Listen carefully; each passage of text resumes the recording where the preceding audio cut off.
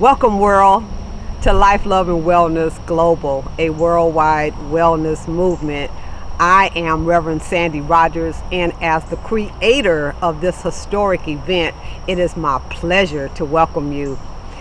We come together to bring you this historic event. We have practitioners, holistic practitioners.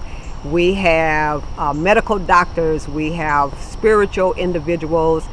This event is so lovingly dedicated to my mother, Mrs. Barbara Dean Brown.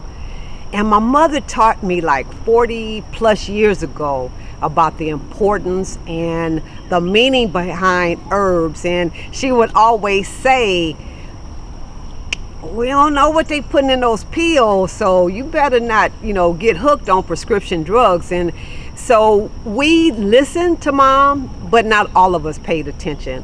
My sister, bless her heart, was diagnosed recently thereafter with asthma, and she was prescribed prednisone, which is a very powerful steroid. And my sister actually got hooked on steroids, like someone out on the street kind of hooked, like on heroin or crack or something like that. And so my mom and my sister are both on the other side, living in the other dimension, but they're upholding me, and this is dedicated to their memory. So we don't want to come and make you change your mind about what you're doing. We just want to provide information to you, something different, so that you have options to choose from, so that you're not stuck. Because the environment that we now live in, the fast foods, the toxins in the air that we breathe and in the water that we drink, and the processed foods, and all of that is causing havoc on this precious body temple. So God created our bodies to heal themselves, but they can only heal themselves when they're fed and they're nourished and they're stress-free. And so the 60 or so or more experts that we have are bringing you this worldwide wellness movement in an attempt to share their testimonies and their information with you. So we have from age 14 on up. I don't even know what the oldest age is. I think 88 or something. So you see, that's a wide range of knowledge that we're bringing you. And so we hope that you come and that you get all the knowledge that you need to affect a positive change on your life, and share this with others. It's free, it's online, and so we're just so thankful that you decided to be a part of our listening community, the viewing community, and we certainly appreciate you for giving us your time of day and your energy and your efforts to being with us and to being a part of this historic event. We have pulled together people of color for you, by you, right? So we want to make sure that you understand that we too, melanated people with color, can enjoy, practice, and participate in some of these modalities that others have been doing for centuries, and that is pretty new to our community. So we talk about Qigong, we talk about meditation, yoga, spiritual work from a different perspective than religion. So we talk about the spirituality aspect. We talk about abuse in the families. We talk about all kinds of subjects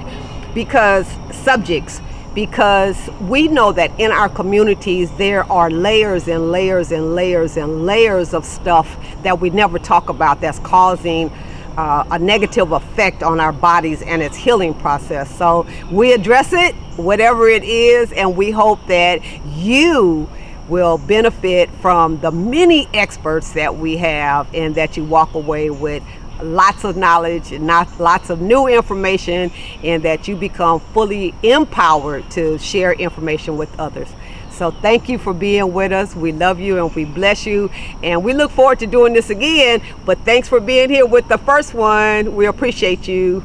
Life, love, and wellness. Life, love, and wellness.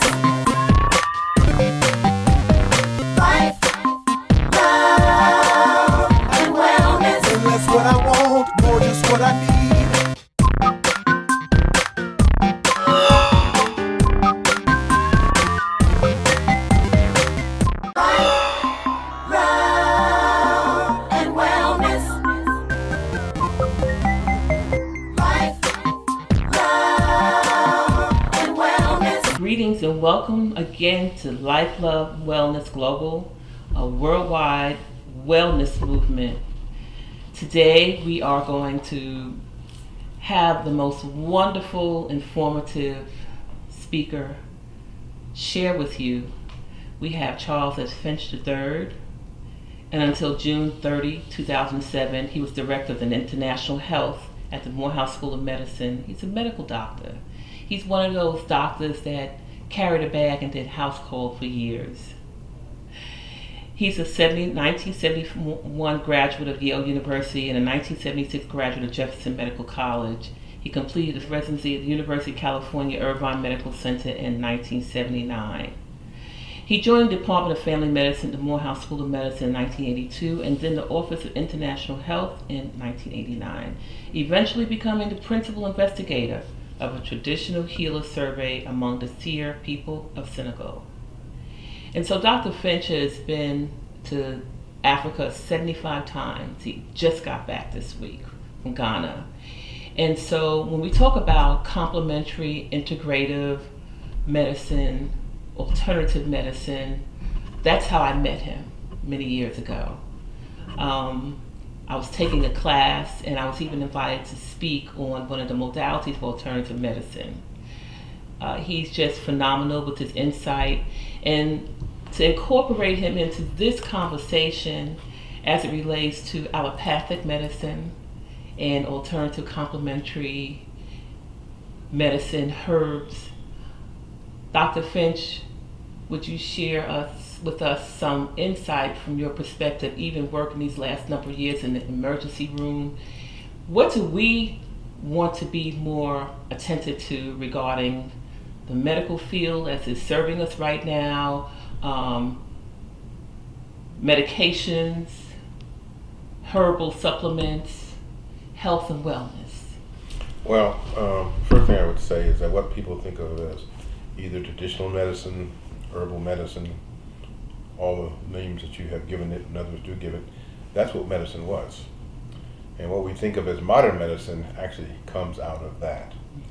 Now, one of the things I have done over the years is study the history of medicine, and I focus on Africa. And here's what you find right from the very beginning, going all the way back to ancient Kemet, 6,000+ years ago, and even further back than that, but let's just start there, is that there was a seamless unity between what we consider spiritual medicine, if you like, and empirical medicine, okay? Clinical medicine. There was no separation the way it is now. You know how it is. We talk about complementary alternative medicine, spirit medicine, if you like, prayer, meditation, as if it is a entity unto itself, and then there's the clinical part of medicine. That is drugs, studies of various kinds, surgery, radiologic evaluations, all of that. And I do that medicine, you know, that is how I make my living. But so therefore I know it from inside out. But beginning about 30 years ago, I also began to get interested in and learning about traditional medicine in Africa. And I realized something very, very quickly. First of all, as we've already said, traditional medicine in Africa and other parts of the world, I've had interfaces with Native American Indian healers as well. It is a spiritual medicine first and foremost. That in fact, the healing process comes down, I don't know if I want to say from above, but it comes from whatever that realm of spirit is that, shall we say, directs our lives. And in Africa, as well as Native Americans, that's a real world. That's not a figment of the imagination. And so healing comes from there. In fact, it gives rise to what we think of as empirical medicine. In the traditional sense, that's herbs. Okay, herbs, or I should say plant medicine. And in so many ways, those plant medicines, though we moved away from it when the drug industry became corporatized, if I can say that, so things got turned into tablets and pills, et cetera, et cetera. We got away from using the plants in and of themselves. And there, in recent years, there's been, shall we say, a reevaluation of that. Okay, because there's one thing about plant medicine that you find out when you sit around and listen to the traditional healers, it's not like they don't just take one part of the plant, or they do take one part of the plant, for example, whatever that plant is. But in that plant, the leaves, the roots, and the stems might all, from the same plant, might all have different applications. They might be used to treat different things from one plant. And or you get certain plants work synergistically with one another. And the plants and the herbs work seamlessly with what we call spirit medicine. So if you're going to be in a spiritual frame of mind where medicine is concerned, you go inevitably into the plant world. And that's the other thing I learned very, very early in my involvement, is these traditional healers say when they walk out into the woods, they are talking to the plants. They don't do research or experiments in the way we commonly understand. They talk to the plants, and talk to plants, talk back to them. Trees, plants. It's a conversation. You know, that, and the plants will tell you, or tell the traditional healer anyway, who knows them, what you can use me for. And of course, they are very respectful of the plant world. They don't go around chopping. That's even now, I hate to see trees chopped down. Okay, that's a whole other subject. But there's an interaction, a seamless. The healer, if you will, the herbalist, you might say, becomes one with that world. And now, who among us historically was exactly that? George Washington Carver. That's what he was. That's what he used to do, you know. He used to get up at 3 or 4 o'clock in the morning, down there in Alabama, Tuskegee, and literally walk in the woods and talk to the plants. He was a natural. And, you know, and that's the thing about it. There are women mostly, but also people, men too, George Washington Carver being an example, who are naturally gifted. No one teaches them anything. And yet they still have a way of interfacing with that healing world through spirit and through the plant world. So even though I don't practice, people say, well, do you integrate that into your practice? I say, no, I can't do that. I would have had to have started something like that many years ago. And this has been an evolutionary process for me to learn even as much as I have. And I've traveled back and forth to Africa, as you've mentioned, many times, and always to interface with traditional healers. Because their knowledge is vast, you know. For example, some traditional healers know know the medicinal applications for as many as 200 to 300 plants, and or the multiple applications of one plant. So, and it goes all the way back to ancient Egypt, because their medical textbooks, of which a few fragments have survived, show us that. And yet it does not, as it were, negate what we think of as empirical medicine, because the ancient Egyptians invented surgery, at least surgery in the Western sense that we know about it. They used to practice what we would ordinarily consider neurosurgery. They knew the structure of the brain in exactly the way a neurologist today would know it. They knew what part of the brain controlled what part of the body. This goes now, we're talking about 6,000 years ago. The Edmund Smith Papyrus tells you that. More than 6,000 years ago, really. So there is more things under heaven and earth that are dreamed of in your philosophy. That's what Shakespeare. That's from Shakespeare, and it is true where medicine is concerned. Now, I don't discredit or dismiss modern medicine as such. It is, but I do make a distinction, and like I said, this is what I do, so I can't dismiss it really. There is a cure, and then there is a healing. A cure relieves symptoms, removes the offending pathogen, and makes you feel better. And I'm not, again, trying to belittle that. But what healing does, it transforms one.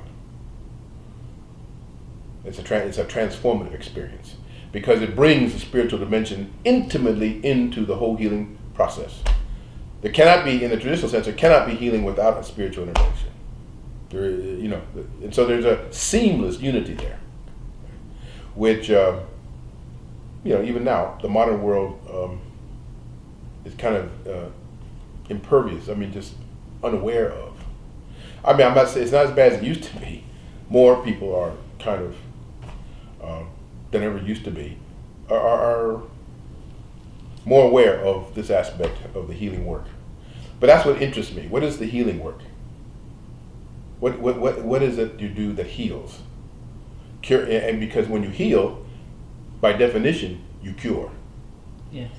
Curing doesn't, healing doesn't necessarily proceed from curing, but curing always proceeds from healing.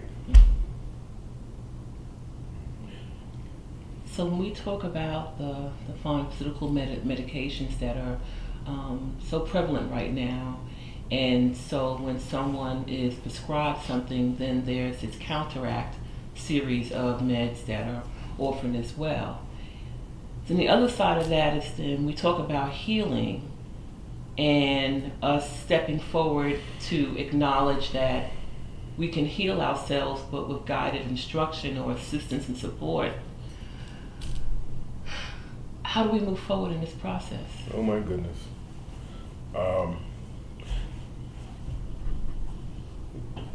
But aside from step by step,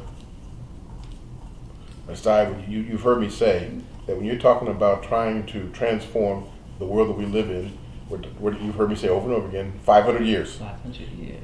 And that's everything. I'm not talking, healing is just one aspect of that. We can talk about relationships. We can talk about families. We can talk about interactions. We can talk about the dysfunctional things. Anyway, all the things that impact the way we live. And medicine and healing is exactly that. You're talking about, the little baby steps, little by little, sometimes one person at a time. And it is true, I think I've said it, let me say it again, there are people who are natural healers. There are people who, for example, can naturally bring the spirit to bear on the healing process.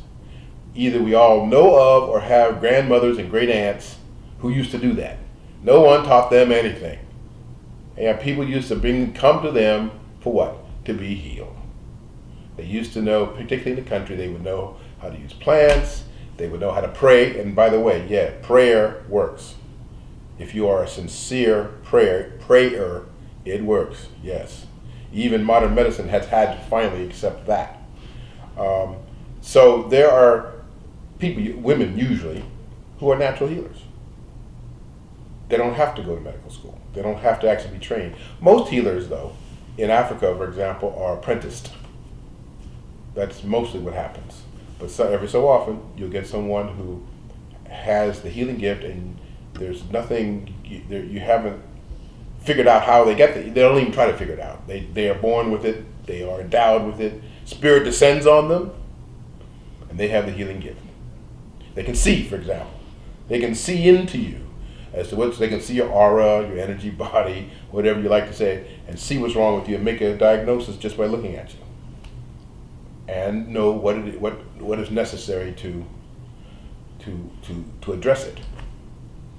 And I've known individuals like that.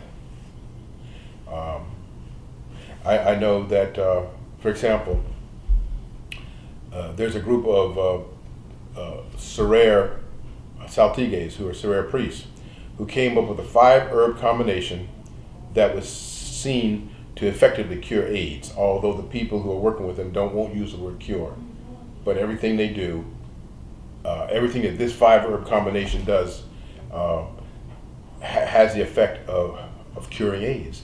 And that's under the auspices of Dr. Eric Borosu, who lives in Senegal but was originally from Benin. He's the one who was interacting with these group of healers, and they came up with this 5-herb combination, which they call Metraf AIDS. This Metraf AIDS has been patented, trademarked, but it has not found widespread,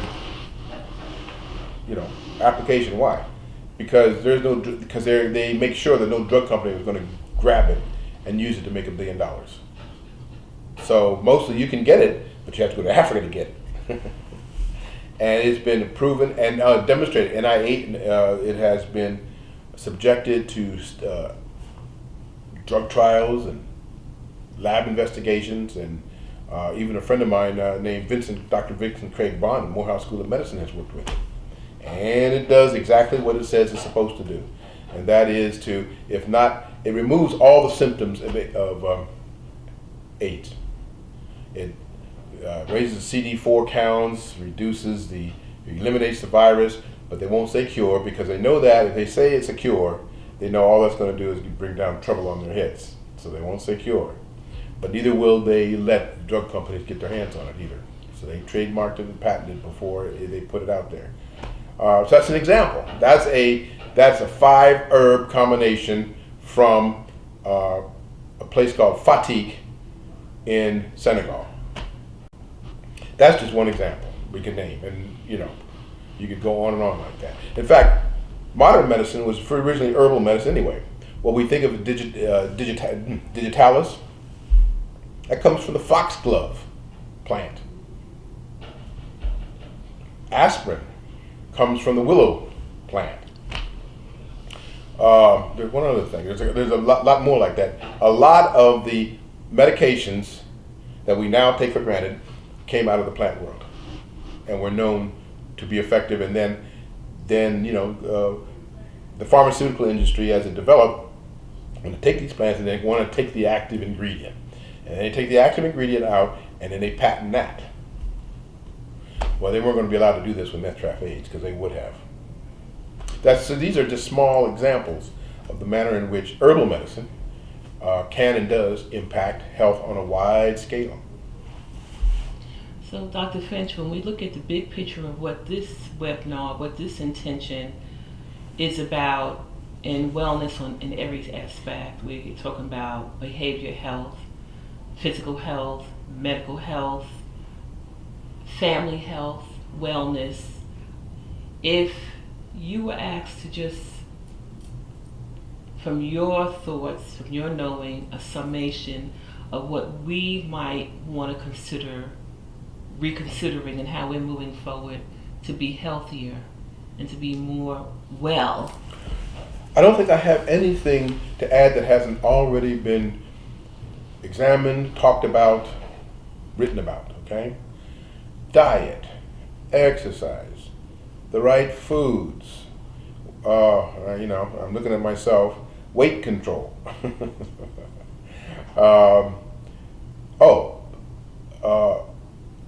Get rid of stress to whatever extent you can. Whether it's through meditation, exercise, however you learn how to remove stress from its impact on your life. Now, this is America. You walk out your door and, life is stressful. I get stressed out 3 times a week when I have to drive up to Norcross to the clinic where I work because that traffic has gotten to be horrendous. And yes, I can feel the stress building up in me trying to negotiate because these people are driving crazy out here. Okay, my point is, you say, well, what does that have to do with what we're talking about? Those are stressors. Yes. And these are mental health issues as well, and they also impact physical health. Hypertension, for example. The relationship between stress and high blood pressure is by now so well established that we don't even have to argue the point anymore. Not to mention mental health. And so many people come in to see me for what seem to be just medical complaints, with half of them always have some kind of psychodynamic problem going on of one kind or another. There are a lot of things that I think about and cause me concern. And one of the big ones, if you're talking about people of African descent in America, is what has happened to the family and continues to happen with the family. Excellent. So you can think of 25 reasons, 25 things that are wrong with African Americans. This business of the destruction of the black family, as they say. Fathers, and there are men who beget children, but they're not fathers. Being a father is as so much psychological and sociological and social as it is biological. And that's a big part of the destabilizing of the black family. And this is, as people have pointed out over the years, this has been a systematic, effect. This effect of a systematic attempt to destabilize the black family by marginalizing the black father. And of course, what does that do? Then there's a whole lot of marginal men out there doing crime, or just not supporting their families, not supporting their children, just not being in the family constellation, in the family mode. And to me, it's a crisis of unimaginable proportions. I don't think we even realize the extent to which it is negatively impacting us, and even in ways that have, you want to call it, ripples. It ripples out into things. And I listen to a lot of people without even asking them, and they all talk, and the way they talk about their lives is clear. The father is not there in the house or in the family or in the relationship. Over and over again, I hear that. And that, of course, that makes me look at myself. I says, okay, are you at least in some minimal way doing what you're supposed to do you can't just talk about other people and not look at yourself. But the point is that I would say the crisis of the black family is a crisis of the black father, or the lack of same. And to me, I think about it every day. And I would say, if a man can only claim one accomplishment, I was a good father, he doesn't need to have any other accomplishments at all, to his credit, at all. If he can say that, then he has succeeded in life. And we're talking honestly right here. Right, exactly. How many men can say that? I mean, I'm not saying they're absolutely, totally absent, they're not out there, but we're just talking about numbers and percentages. How many situations I'm talking about do you know about? We could spend the next 2 or 3 hours talking about that subject, each one of us. It's true. I mean, if not about ourselves personally, about people we know. And so it sets my teeth on edge. And so I try to not let it, get into my head, because I'm trying to keep my stressors at bay. I just had my 70th birthday. Congratulations. Back in February. And I said, well, that's kind of a milestone, and you can't pretend you can't pretend anymore. Yeah, you're an old man now. You can't, that's what you are. So, live it, be that. And which is fine, because I've got 8 grandchildren and expecting 2 more. So, it works out just fine. But if I had to say one thing, the crisis of the black family is the crisis of the black father. Now, some people can say, well, that's just a little too simplistic. Maybe. But if you can show me anything else more devastating than that issue, I'd like to hear it. Well, Dr. Finch, you're a father of 7. I am. Thank goodness they're all grown into adulthood. Without too many scars, I don't think. And 4 of them are married with children of their own. So it has it's been fine. And of course, grandchildren.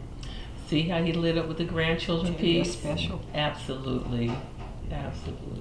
Is there a course of action that you would recommend? Yes. To get us back on track? You're asking me that, right? Yes, sir. You got to take.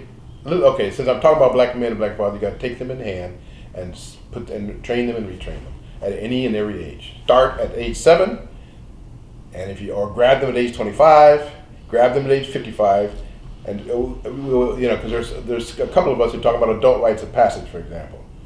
Get them. I don't know how. Let me just put it like that. Get them and start the process of retraining, re-education, re-socialization. And even if you're only talking about, even if you can only get a relative few, start there. And I mean, be serious about it. And you can't get discouraged by a lack of success. You can't let success determine whether this is worth doing or not. You understand what I mean? Many things that you do that are absolutely necessary are not necessarily going to turn out to be successful in the way that you would understand success, and yet they have to be done anyway. You don't use success as a measure of the necessity or importance of doing a thing. But you do it. You have to do it, and that's I think. And then the men have to do it to these men I'm talking about.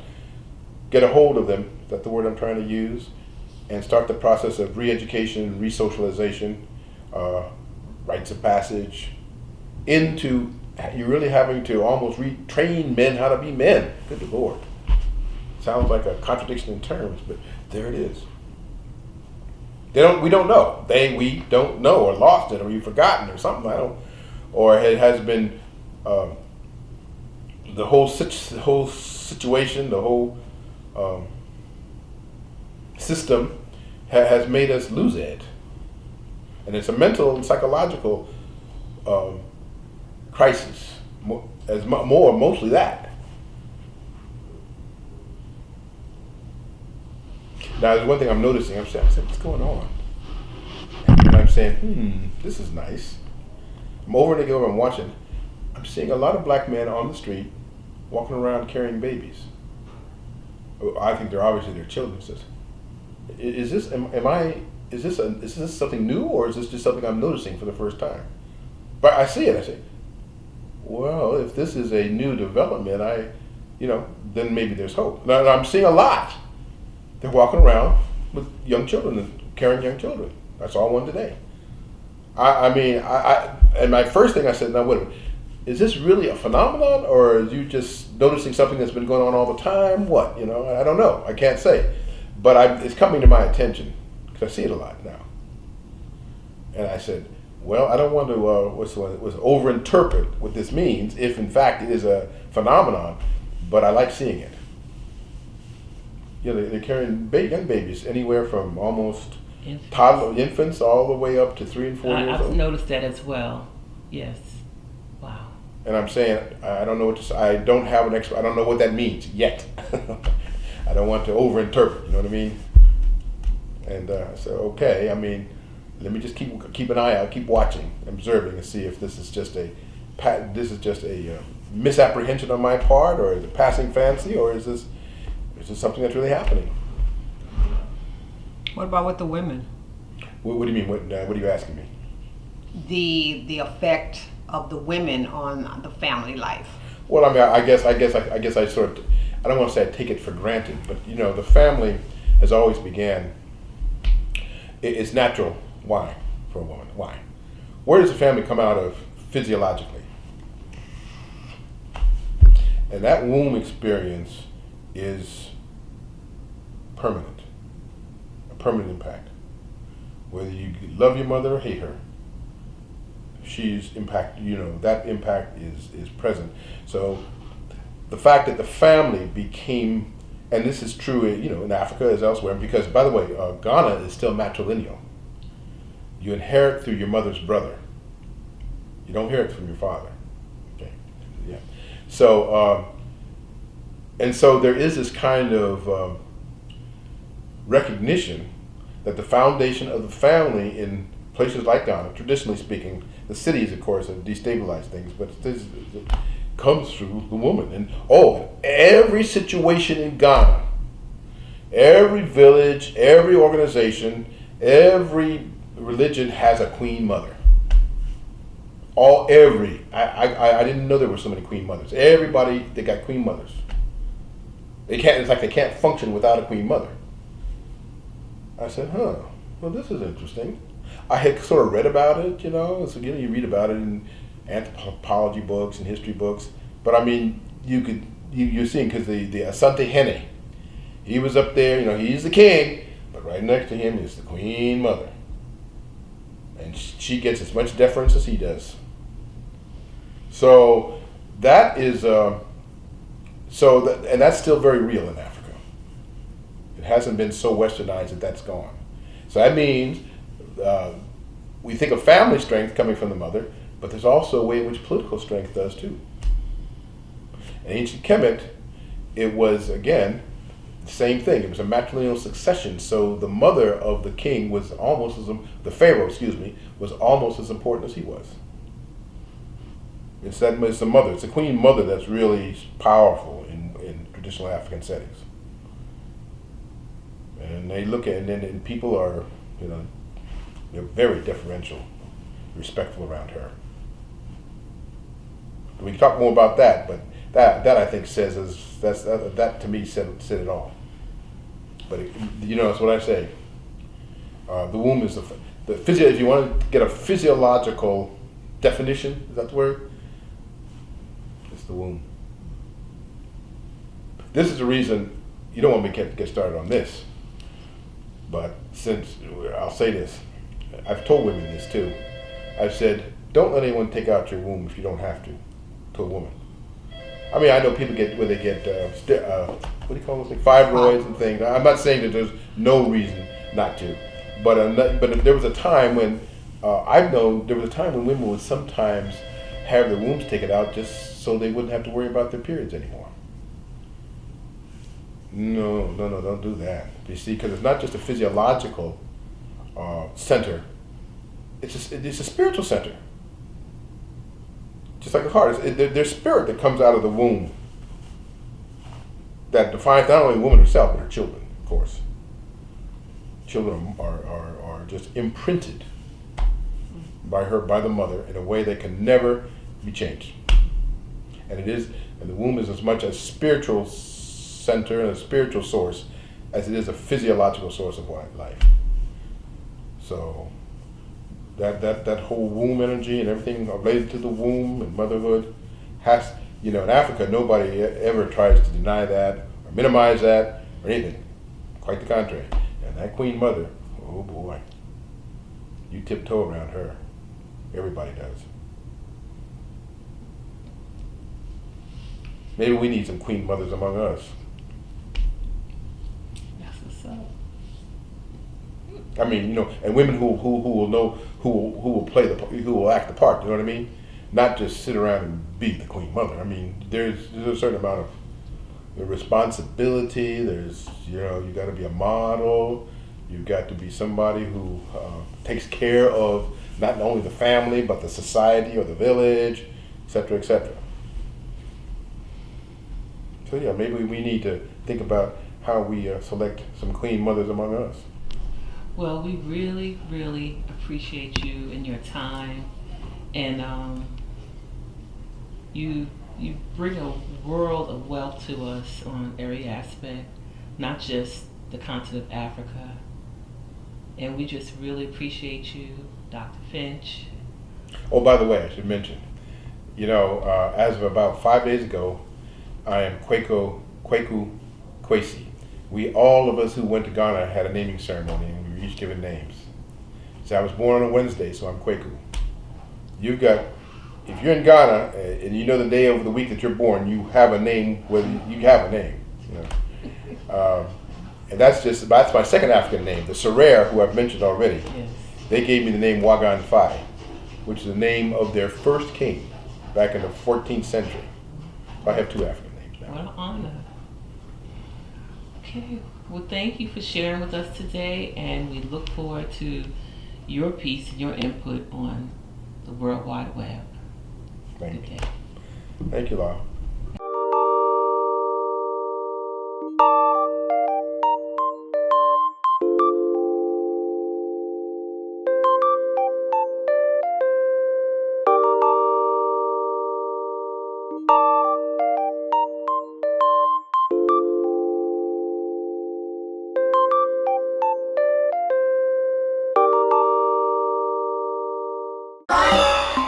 Love and wellness. Life, love and wellness. Jesus. She is just a spark of light out in this world. And so we're going to touch on several topics, and I believe one of them will be the parent of a special needs child and what opportunities that brings to her in her life, and then wherever we're led to go from there. So, Mimi, I would first like for you to introduce yourself to our audience, please. Okay. Hi, everyone. My name is Maritza DeJesus, and everyone knows me by Mimi, so everyone calls me Mimi. And I am a Latin woman raised in New York in Brooklyn. And I do have a child that's special ed. Her diagnosis at birth is Cridushat, CRI-DU-CHT. And the short name for that is cat cry. That is her diagnosis. And they diagnosed her at birth. And at birth, what happened is they call it the cat cry because they're born with a high-pitched cry. It's the first recognition that they can tell it's a special child, because then they really cry like a cat, like a real cat. So that's how they were able to diagnose her at birth. So she is now 32. And I've raised her as a single parent for 32 years. And it's still a learning journey for me, raising a special ed child. Yeah. What type of issues did that bring up for you? Let's see. Well, having her at a young age, I was 21 when I had her. I wasn't ready to be a parent. I really was not planning to be a parent. I had goals to be a professional dancer. I love jazz. I love butterfly dance. I love African jazz, and I've done a lot of dancing before I knew I was pregnant. And the thing was that I didn't know I was pregnant until I was 5 months already in it, and so it was very surprising for me. So I had my daughter against my will, because I wasn't really ready to be a parent. I didn't want to be a parent, to be honest. So the struggle was, I was young. That was the first struggle. I never really had a chance to live life yet, to explore myself yet as a dancer. So the struggle there was being young, and once I gave birth to her, everything changed. There was no teenager, there was no freedom anymore, there was no, my vision was just gone, my dreams was gone, and everything just completely changed, And when they told me at the hospital that my daughter, her diagnosis was Cridushat, that she wasn't gonna live past 3-4 months old. And she stayed in the hospital for 3-4 months old. And I definitely still did not wanted her. And my mother, I do have to say honestly, my mother was at the hospital with me, and they asked me if I wanted to bring my child home with me. She had a feeding tube, and she couldn't drink out of the bottle, so she had a feeding tube. And I realized later on that the 3-4 months she was at the hospital was because they were doing a lot of tests and using her as a guinea pig to find out more about her. And I didn't know that at that time. So she stayed at the hospital for 4 months. And when they asked me that I wanted to bring her home with a feeding tube and teaching me how to, deal with it, I told them no. That was the truth. And my mother was there, and she started crying, and my mother's very high in faith. If there's nothing else, she believes, and she has high faith. And she said, no, I don't care what the doctor's going to say about her, that she's going to die at 3-4 months or whatever the case is. She's going to suck on a bottle before she leaves this hospital, and she's going to be okay. She's going to come home with us. So I went with my mom, and I agreed to bring my daughter home. And it was crazy because it was actually the day before she was coming home, she sucked on the bottle. She was drooling and everything because she has no sensation in her bottom jaw. She has a small little jaw. So she used to suck, and her lip used to go in. And she was the prettiest little baby. And she didn't need the feeding tube anymore. And that's how my faith got stronger, because I've seen it and witnessed it. And my mother said prayer does work. Prayer is powerful. So my faith got stronger then. And I said, well, he's listening. He's going to guide me. He's with us. My daughter got out of the feeding tube and she started to suck on the bottle, and I brought her home the next day. And the challenges was that I made a lot of errands. I didn't know how to be a parent, especially to a special child. She couldn't talk, she couldn't walk.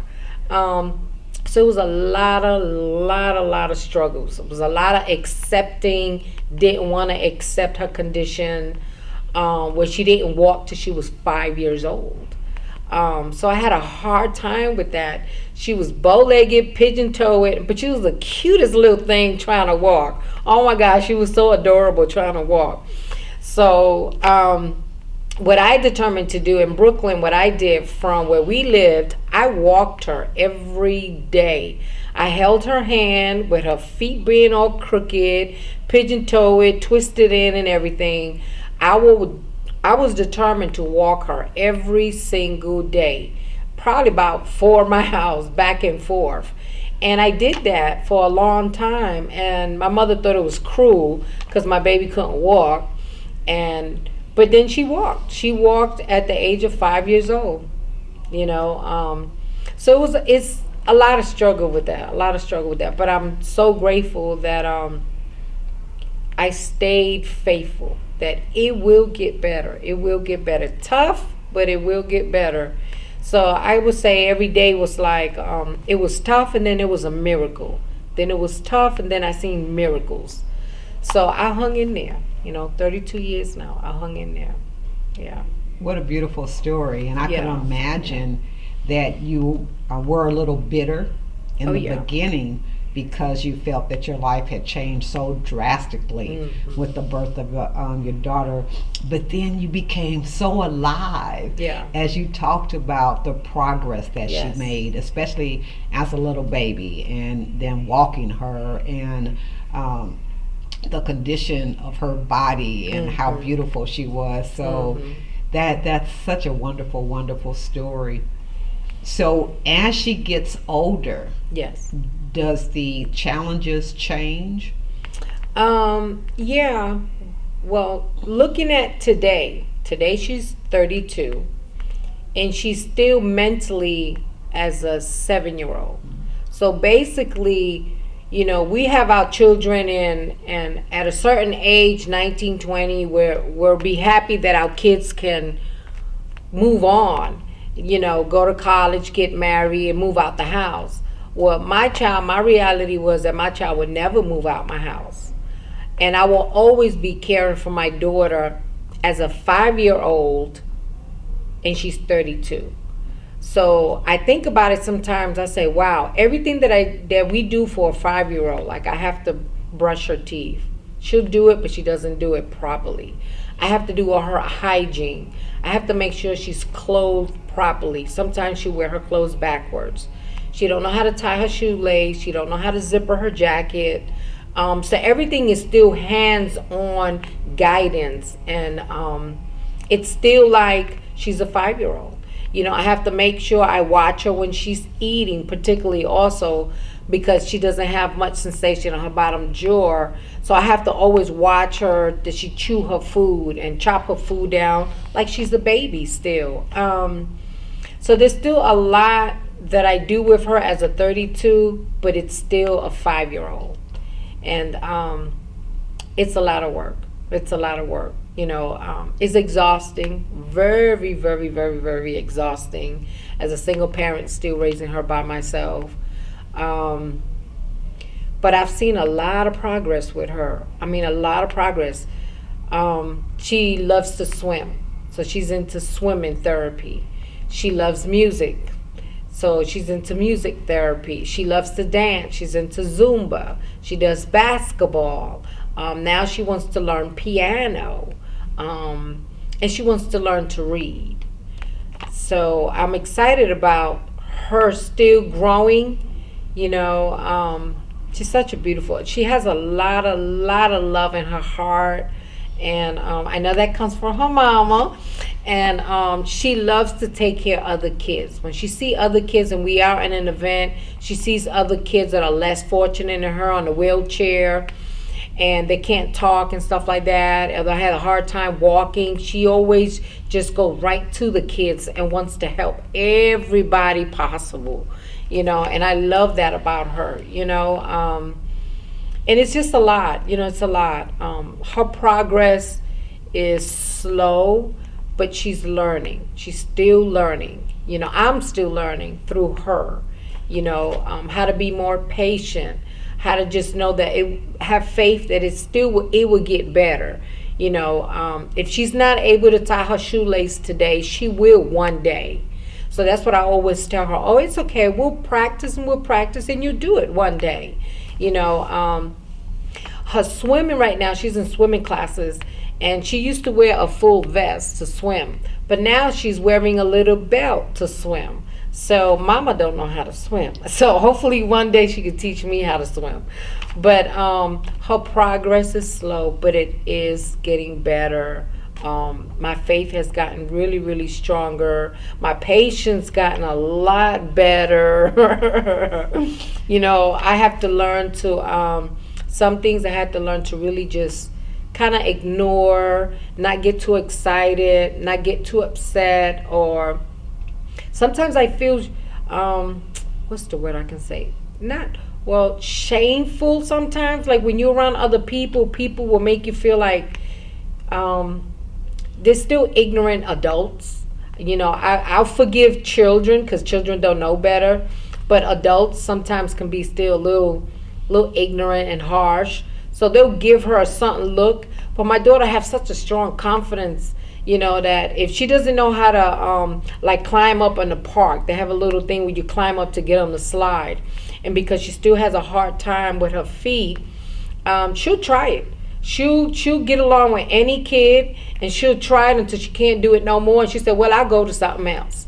And a lot of times I'll see how the parents will look. It gets a little harsh sometimes. But I've learned to just still focus that my daughter's still learning. My daughter's a special gift. She is my gift. I truly, truly, truly believe my daughter is my guardian angel. She really is my guardian angel. So it's still a journey. It's still a journey for both of us. Yeah, I believe your daughter is teaching others. Yes. Yeah. Yes. How acceptance and unconditional love. So Yes. that's incredible. Yes. And so you talk about possibly the same issues that all parents have, and in caring for your child. It's just that yours has lasted longer than most parents. Do you find it difficult to keep balance in your life? Do you take time out for yourself? Do you make sure that in order to give your daughter the best, that you're giving yourself the best first? Yeah, that's the hard part there. As a parent, we just give, and totally forget about self. So the balancing part with that, it's difficult. It's gotten better for me now, where I got myself involved in a small women's group. But basically, the women's group is called Butterfly Sisters, and we're learning how we're growing, changing from a caterpillar to a blossom butterfly, and learning self-love. And all that I do for my daughter, I still have to remember what is my self-love. And my self-love, I started saying to myself is that I am a super mama. What is my strength as a super mom? What is my strength of self-love? And it's confidence. I continue to have confidence. I continue to have faith. I continue to want to share love. Continue to want to educate people as much as I can. To share, the education and the love. And just continue to give myself the affirmation of self-love. Mom, you got to give yourself self-love. So it's an everyday thing. It's an everyday thing, to give self-love and not get caught up always on having to give my daughter and do for my daughter and stuff like that. So it's getting a little better. Right now in my life, I am tired. You know, as a parent, I'm really tired. I'm very exhausted, to be honest with you. But I think of, like, I'm going to give you an example. Last night, I have a best friend that also does butterfly dancing. And she's been my friend maybe close to 30 years in New York. She's still in New York. And in her late age, she's also my age, 54. She just had a son. Her son is 10, and he's autistic. And of course, she kind of leans a lot on me because she doesn't know anyone that close and really seen from experience raising a child with special needs. So she depends a lot on me, and she asks me for a lot of suggestion. And last night, her son has gotten to the point, he's a boy, and he's very aggressive. He's hitting her now. He's very angry and very aggressive, that he's becoming very verbal towards her. And she's soft-spoken. She's laid back. So I had to give her that tough side, like, if you know, old Dave, if you got the whip they behind, you need to whip they behind to let them know who's boss. Whether they special or not, they do have some kind of common sense. They kind of know what they're doing, so they push buttons. So that's what her son is doing, because he know that she's soft-spoken and she's laid back. So she's, you know, it just overwhelms me. Sometimes I wish that I can be there for a lot of the parents and take away a lot of that struggle that I've been through when my daughter was young. It's a lot easier now that she's getting older, a little easier. But she's going through the beginning stages of the kid when they're young. And it's hard. Oh my God, it's so hard. So all she do is cry. You know, and she's losing faith. She wants to give up. She wants to give the child up, you know, send him to a home and have someone else raise him, or so forth. And so what I want to do, if I can't do nothing else, is my dream right now today, honestly, is to have a spa. Reflexology, I've learned this in New York, which treatment with acupuncture, treatment with chiropractor, treatment with reflexology, treatment with massage, anything that we could possibly do on a natural, holistic approach to release stress, because stress is a killer. I know that personally. Stress will kill you. And there's nothing wrong with you health-wise. You get really stressed where the body can't take it, your body's going to shut down. So stress is something that we can't afford to live every day being overly stressed. So I want to have a spa, just something real simple, and have a reflexology for the women, sit in a nice massage chair while they're sitting down doing reflexology, and then give them like a half-hour body massage. And in an atmosphere where the aromatherapy really sets in, the music sets in, and bright, beautiful colors that make you feel like you in motherland, because that's what I want to call it, the motherland. I'm doing raw foods. I do believe that we are what we eat. Eating healthy is a big form of self-respect, and I want to continue to learn that. I have a house now, so I want to grow my own vegetables and fruits and learn to be a gardener. So that's a project that I want to continue to start now. And then just eating more healthier. My parents are from Puerto Rico, born in Puerto Rico and raised in Brooklyn, but we still believe in doing everything as natural as possible for any illness or dis-ease of the body. Basically, to me, I learned when the body is going through something, the body is lacking something. We need to find out what it is before we even start man-made medicine or whatever. I believe the body heals itself. I truly believe that. And it's a mind, body, and soul. I'm really strong on that. But this post here that I have, I love it. It says, the cell in our bodies are listening and is responding. It's listening and responding to everything our mind is saying. So if I say that's not going to happen, that's not possible, well, that's negative. And to me, well, the body naturally is going to build negative cells. So if we're saying something positive, like it's gonna happen, it's out in the universe, it's gonna happen. This is what it is. I vision it. It's gonna happen, and you go for it. And all the self-love and all the self-talk and the positive talk, what it does on the positive talk, it boosts your immune system with all the positivity. So then on the other side of that, it's gonna build positive cells. So I'm really, really serious about that. And all that I do every day is possible. As much as I can, I try to still keep something positive going on, because I can't afford the stress to kill me. Not today. And also young, I was diagnosed HIV positive after the fact I gave birth to my daughter. So that's 30 years plus being HIV positive. I've learned a lot and been through a lot.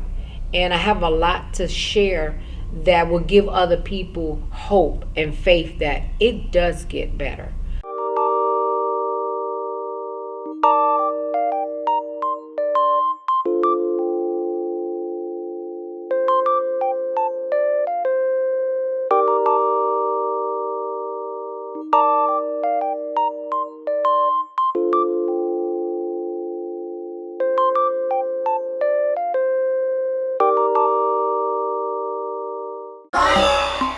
Love and wellness.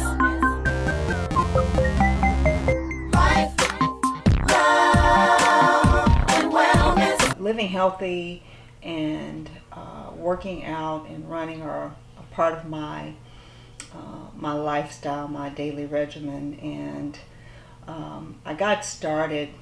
Well, my mother was in physical ed, and so she very early brought me along with her in tennis and other sports, swimming.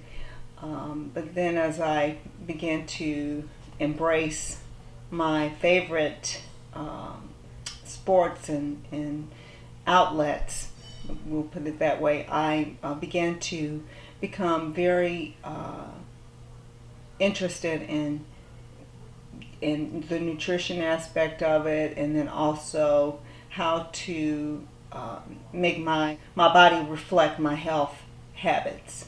So I would say I started very young, and thank God it's carried on into I just turned 50 last year, working on 51, and very happy to say that I am healthier now than I was back in my 30s. And so some of my daily routines and regimen include working out. I'll go and I include at least 30 to 45 minutes of cardio, running. I love to run, or some type of cardio class, cycling, a cycle class at the gym. And then I'll also use the weights, whether it be upper body or lower body. It just depends on how I'm feeling. Currently, I'm training for a couple of sporting events. One is called the Ragnar, and it's going to be in Canada in a couple of weeks. It's in June. And what that entails is me running different legs of a relay. It's called the Ragnar Relay. And so we'll be running continuously for about 24 to 36 hours. It's a relay where a group of people, and usually in the group of about 12, they split up certain different legs of a race, and we run over 300 miles in about 24 to 48 hours. Yes, and we're going to start Friday and end Saturday evening. And very exciting event. It's going to also entail running through the evening and sleeping outside, and riding in a van alongside runners. So, and it's going to be also very exciting because we'll be in Niagara Falls. So I'll actually end the run and I'm the last leg in Niagara Falls. So I'm looking forward to that. So been training for that. It entails running at all times of the day, how experiencing how it feels to run in the evening after you've worked on tired legs, and then also very fresh in the morning. So the preparation is, I've just been running at all times and making sure my diet reflects something that will help me endure the running. Along with that, Ragnar, I'm training for a relay. It's another relay. It's called the Ironman Augusta. So I'm going to do a relay with my cousins, and I'm going to do the swim section. So my cousins, one is doing the cycle, and the other is doing the running. And so I'm going to do the swim section. So it's a new experience for me. I swim. I love to swim, and so they made me do the swim section. I'm eager to just participate because I've always wanted to participate in an Ironman, to give me kind of a look what it entails, so that in the future I can do the full legs, all three. So explain a little bit more about the Ironman. Oh, well, it is an endurance race that entails 3 different segments. The first segment is swimming, the second segment is riding a bike, and the third segment is running. And so in that sequence, we're going to do the half Ironman. I'm going to do a mile swimming. My cousin's going to do 50 miles on the cycle, and my other cousin's going to do 13 miles running. The full Ironman it entails 2 miles swimming, double everything, 100 miles on the cycle, and 26 miles. Now, 26 miles. So imagine one person doing all 3 of those at one time at any given day. So yes, just very an endurance-based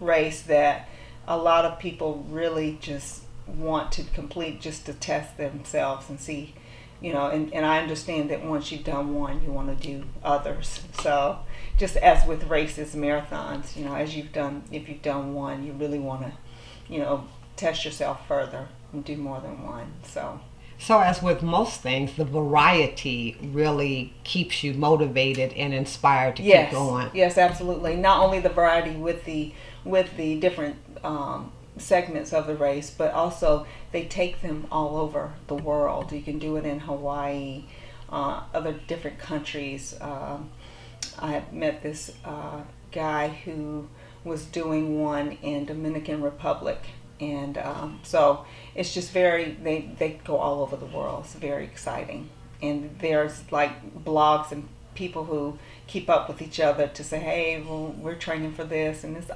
very fun stuff. So how long have you been involved in the running aspect? I know you said your mom started you as a young person. Let's see, I've been running for about 8 years now.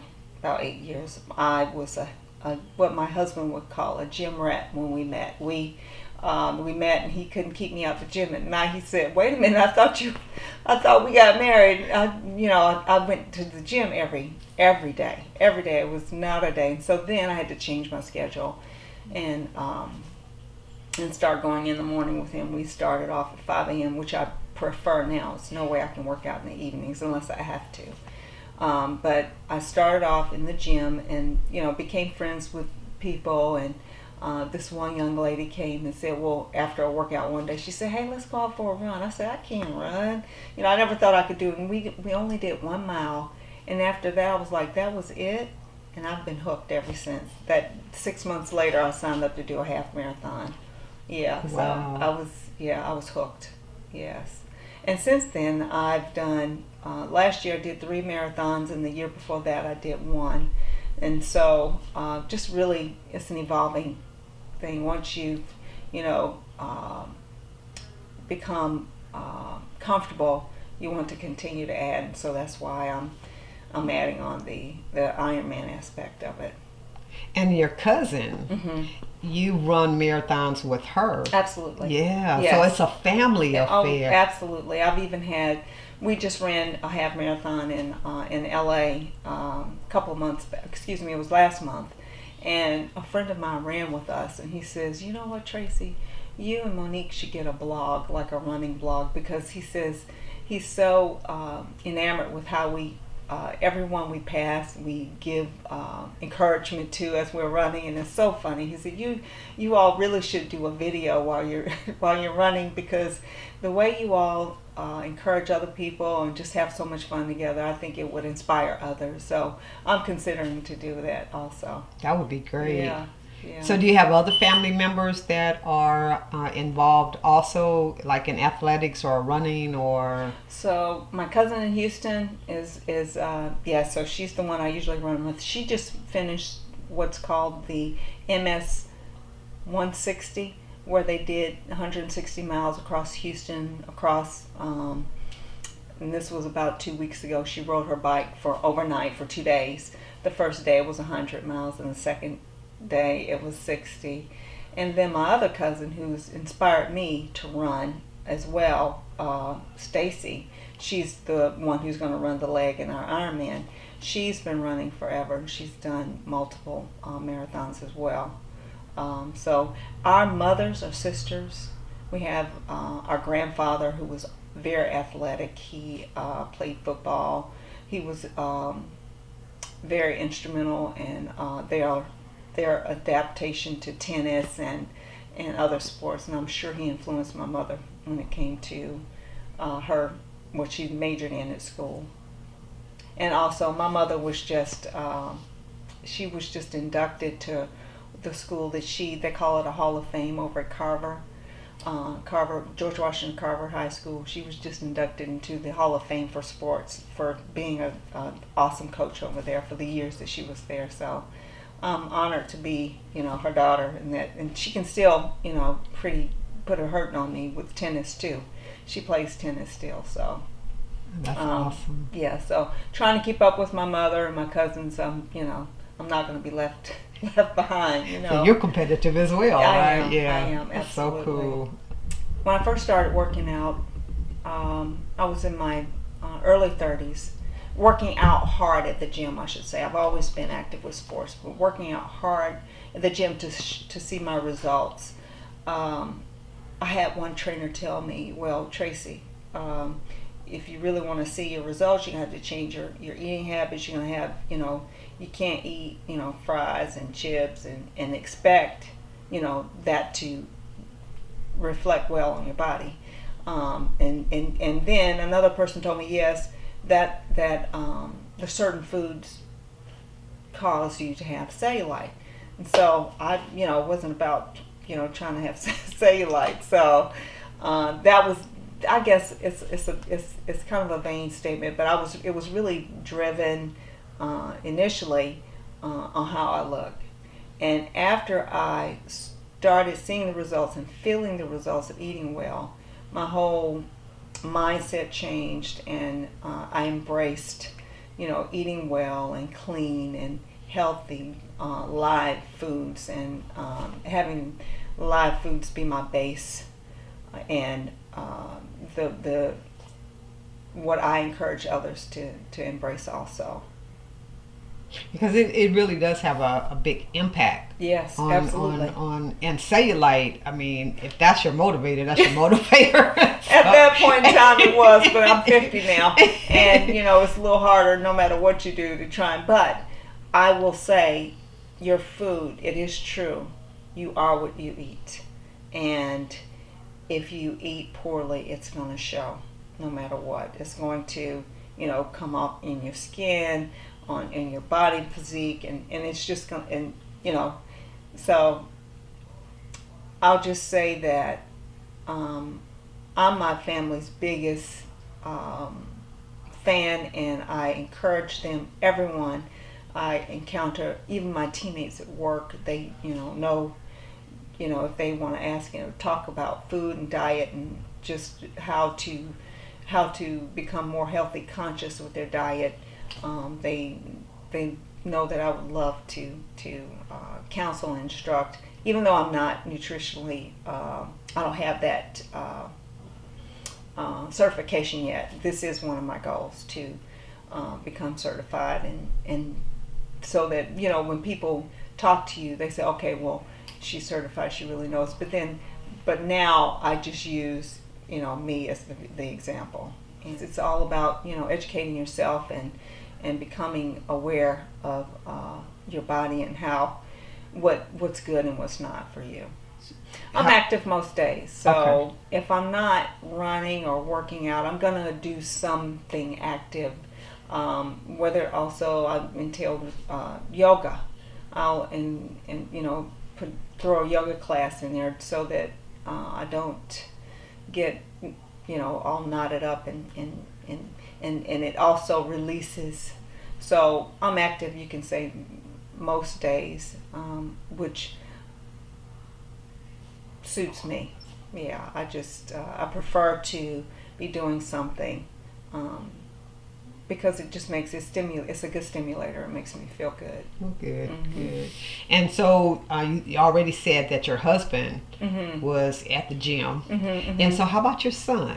Oh, he's active also. He cannot. I was just thinking yesterday, we kind of let him get a pass because he'd had some heavy tutor sessions. But as I was doing push-ups yesterday, I said, "Oh, we kind of let Trey slide with the push-ups." But he was keeping. He runs with me, usually 3 or 4 times a week. After dinner, we'll run the food down, and then we'll come in and do some push-ups and other stretches and crunches but nothing more than 20-30 minutes, just so that he's comfortable and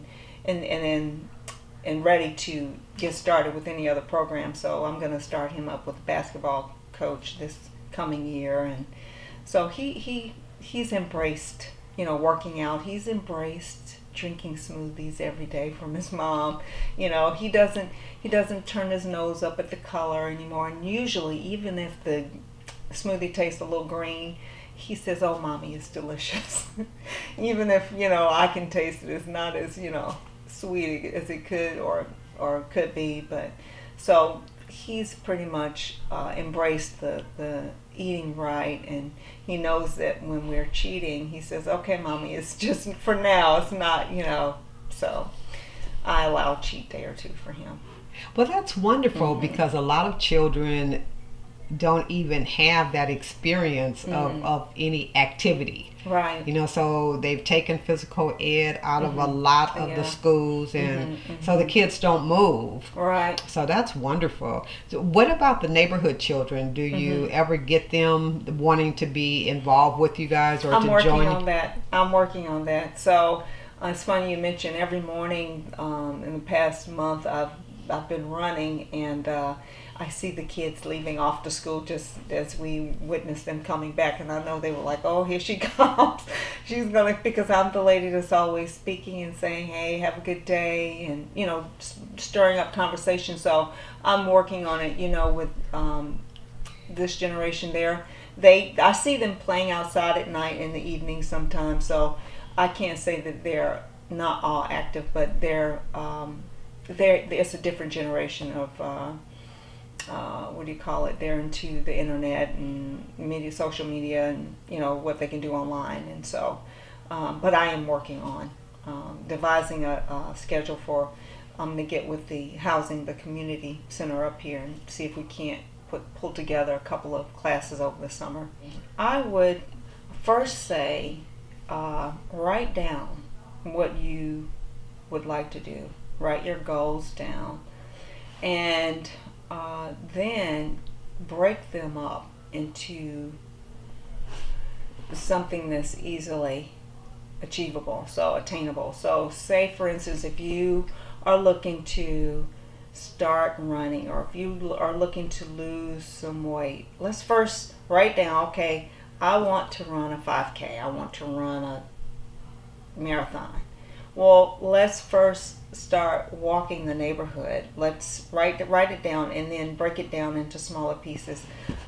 I would start walking around the neighborhood, and in intervals, I would say, do a little trot and see how that feels, and then continue working up to it. And I would suggest doing it at least, 3 times a week, and it's always fun to take someone with you. So having your kid or a dog walk with you would be a a good motivator as well.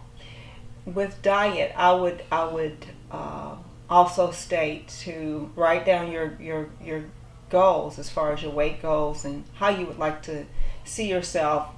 Give yourself at least a year, and then write down some things that you enjoy but you can do without, that you know are not good. So we all know, right, what we instinctively have a trigger in ourselves that says, okay, well, I'm eating this. This isn't really good.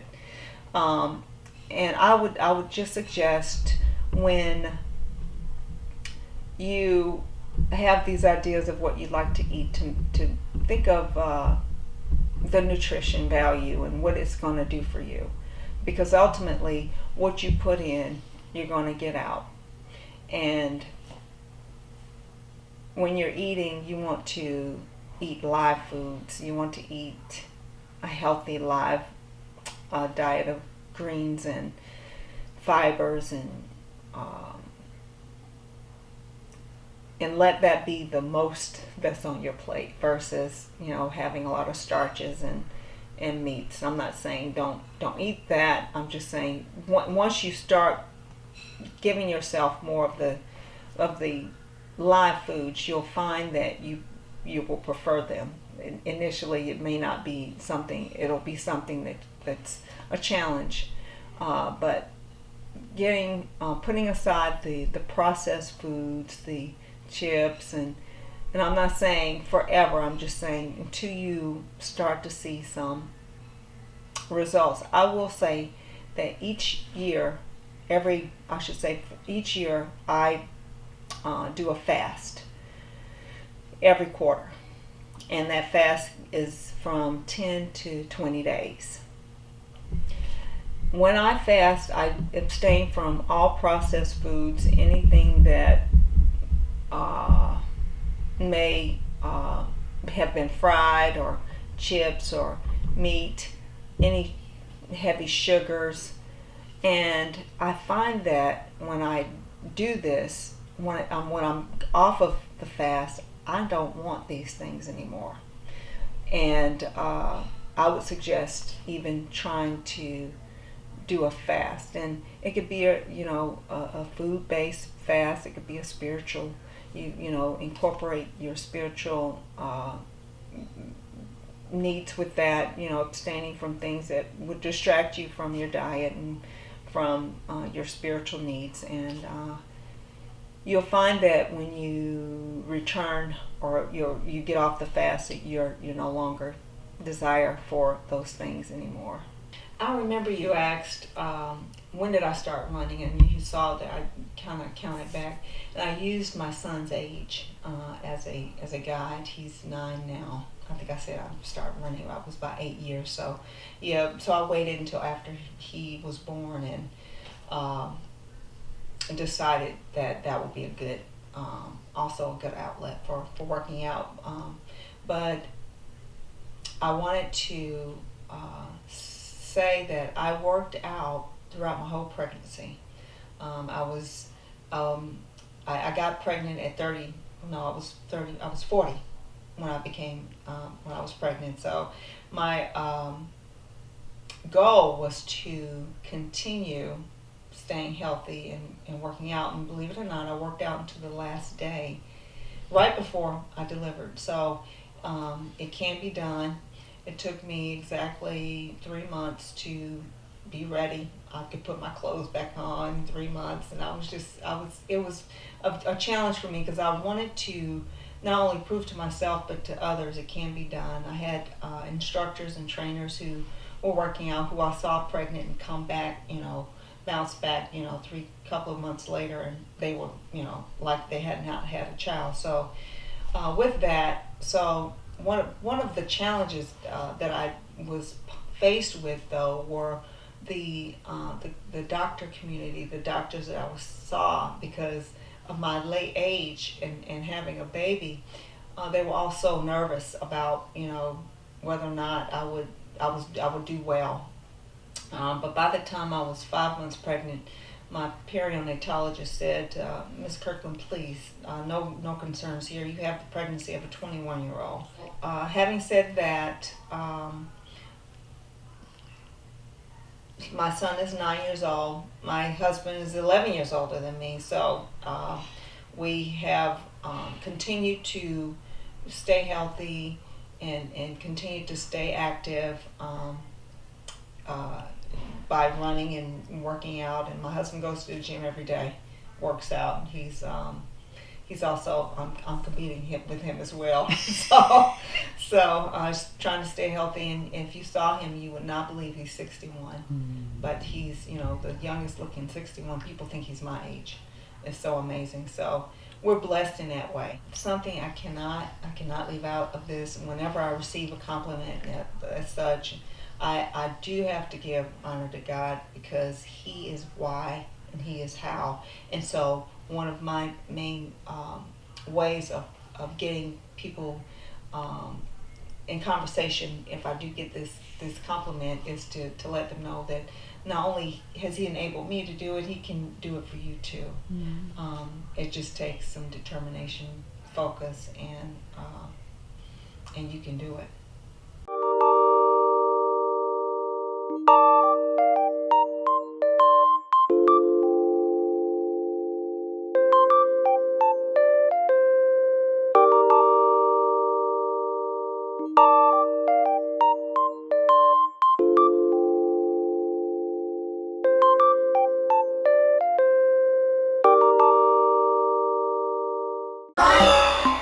Love and wellness. Life, love and wellness. My name is Joseph Dillard, and I've been in financial services for about 30 years. Now, financial education is so important to me because I graduated from Northwestern University with a degree in economics. After I graduated, I got married. Actually, I got married before I graduated. And something that I discovered is that my degree in economics did not teach me how to manage money. Shortly after graduating, I went into financial services. I worked in retail banking, and again, I realized that working in retail banking did not teach me about financial education. My wife and I struggled with debt. We didn't have the knowledge. We ended up having 12 credit cards. So at a very, very young age, we had lots and lots of debt and just struggled. We just didn't know what to do. As you may know, a lot of us don't learn how to manage our money from our parents. We don't learn how to manage money in school. Therefore, as a result, we suffer. We suffer and do the best we can. We learn from celebrities who really don't teach us. They kind of show us, but they don't teach us. We learn from the media, who again, they don't teach us. They do a good job of supporting corporations that tell us. And also, unfortunately, we don't really learn from banks. We make a lot of mistakes from banks. So being in the financial services industry so long, what I learned is a lot of people, especially in the communities of color, suffered because of the lack of financial education. I noticed that a lot of us were getting a lot of NSF fees, non-sufficient fund fees. What was happening is I tell them, you are giving away money. And that's exactly what was happening. They would spend more than they had in their accounts, and unfortunately, a lot of them would willingly pay fees. Back then, maybe $25, now between $29 and $40 every time it's done. And again, a lot of it has to do with never learning how to manage their money. I noticed that a lot of people of color in my community, in our community, were turned down for loans. They would definitely readily apply for loans, but they were turned down again because they never learned how to manage their money. After being in financial services for a while and realizing this, I decided, what can I do? I'm an expert because I've been through the same thing. I know what I'm teaching people because, again, I've suffered from debt. I've had a difficult time because I never learned. So I decided I would help people learn how to manage their money, because something I learned is learning how to manage your money will literally change your life. And that's something I truly truly believe. So I started helping people. I started as a budget coach and a financial coach.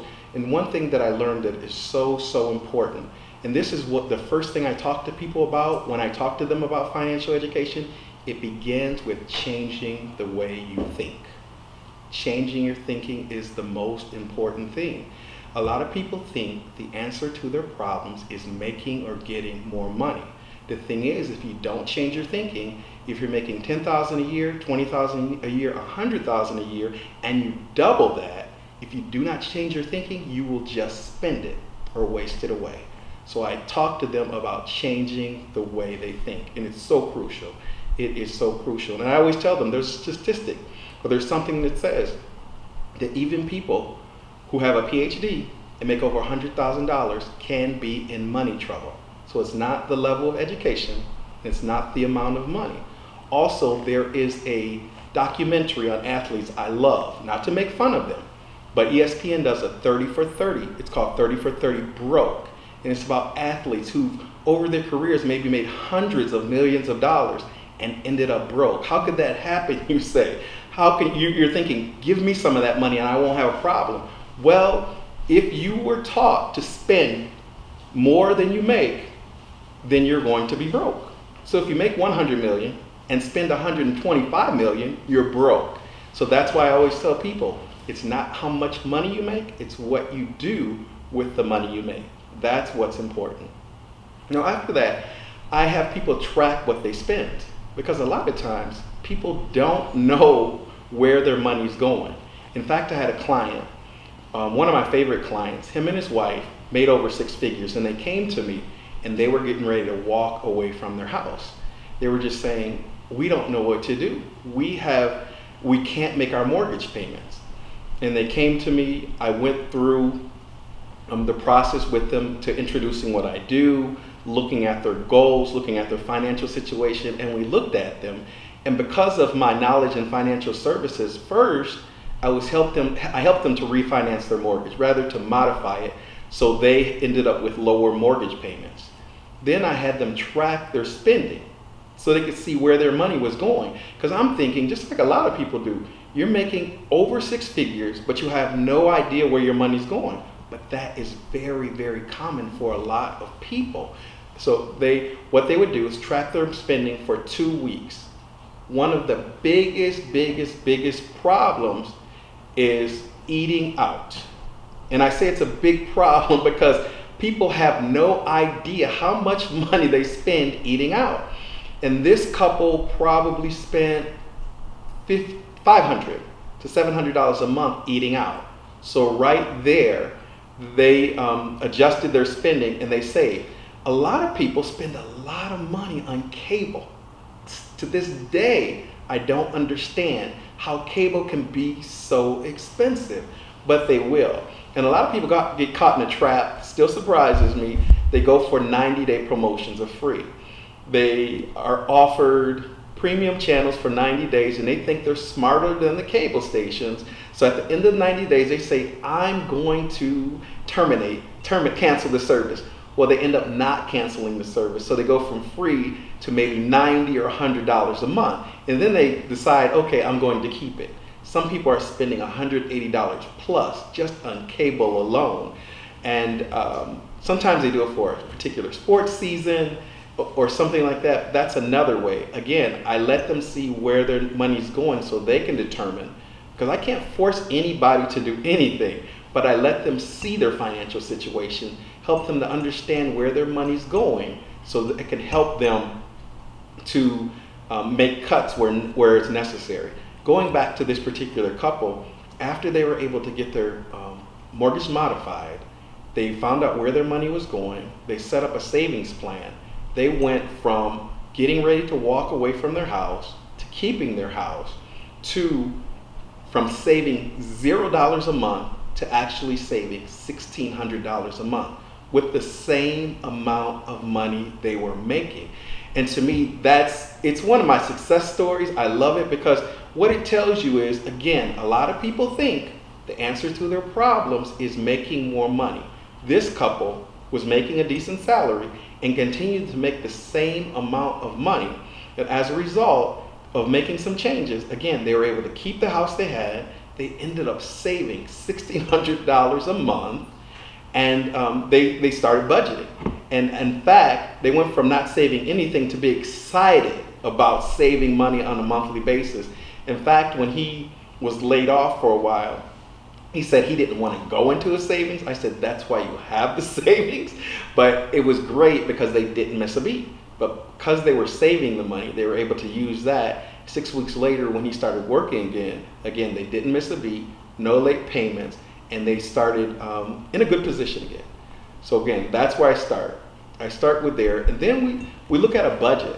For a lot of people, a budget is a bad word. They're like, I don't want a budget because I don't want to be restricted on how I spend. Well, actually, a budget is a tool, as I said, to help you know where your money is going. And that's just it. Again, a lot of people are just spending and they have no clue where their money is going. I'm going to reiterate, it's not how much money you make, it's what you do with the money you make. And if you know where your money is going, there's a better chance that you'll use it more wisely. So I help people see what's coming in and I help them see what's going out. And sometimes if what's going out is more than what's going in, I say you've got a decision to make. You've got a decision to make. You can cut expenses or you can increase your income. Well, a lot of times after tracking, they can see where they cut their expenses. And there are times also when I look at the situation and say, you actually have extra money at the end of the month. And they go, I don't know where that money is because I don't see it. But as a result of budgeting and tracking, they can actually see it. So what I help them to do then is to create an emergency fund. What's an emergency fund? Well, what I tell people, it's for the unexpected things. And the thing about unexpected events, you can expect them to happen. Your car is going to break down, an appliance is going to break down. You're going to need unexpected money. And the thing is without an emergency fund, what's going to happen? You're going to use your rent money, your mortgage money, your bill money to use that. And then after that's taken care of, you're trying to figure out how am I going to make it up? Then you're robbing Peter to pay Paul. You end up trying to catch up and catch up and catch up. And then you end up sometimes taking out a payday loan. Payday loan is going to I wouldn't even call it a financial institution. I'm going to just say going to a predator who charges you high interest rates for a small amount of money. And then what's going to happen is because you're behind, you're going to pay it back with your check. But because you don't have enough money, you're going to go right back to that same predator, if you will, and do the same thing over and over and over again. And sometimes people get trapped with that. They pay high interest rates. And I'm going to go to another client. They were doing the same thing. Banks started to offer this. They realized how much money was in this. So what they would do is they would let clients borrow $500 every 2 weeks, and they'd have to pay $50 for this service. Imagine the amount of interest for that. Well, what would happen is at payday, they would pay the $500, but of course, because they paid $500 for the loan, they would be short. Because they were short, they would borrow it again and then pay the $50, and they would continue to do so. By sitting down and showing them how they could save money and catch up, what they could do is pay that off, never to go back. Therefore, they wouldn't have to continue to pay that $50 every 2 weeks. That's $100 a month, $1,200 a year for a $500 loan. It's just crazy. But again, what people don't know can definitely hurt them. And it puts them in a position where they seem hopeless and they don't know what to do. And it happens a lot. And as a result, too, people get depressed. Financial worry, financial problems is one of the biggest causes of divorce. One of the biggest causes. Can you imagine all you're doing is worrying about money? There's very few people who are happy when they're worried about bill collectors. There's very few people who are happy when they don't know how they're going to pay their bills. You put a spouse into that situation, maybe blame and something going on, and on top of that, people have different spending habits. People value money differently. You might, a lot of times, like we say, opposites attract.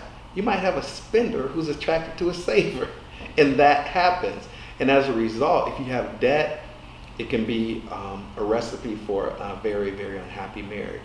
So again, learning how to understand and budget and things like that can lead, I don't guarantee it, but it can lead to a happier relationship.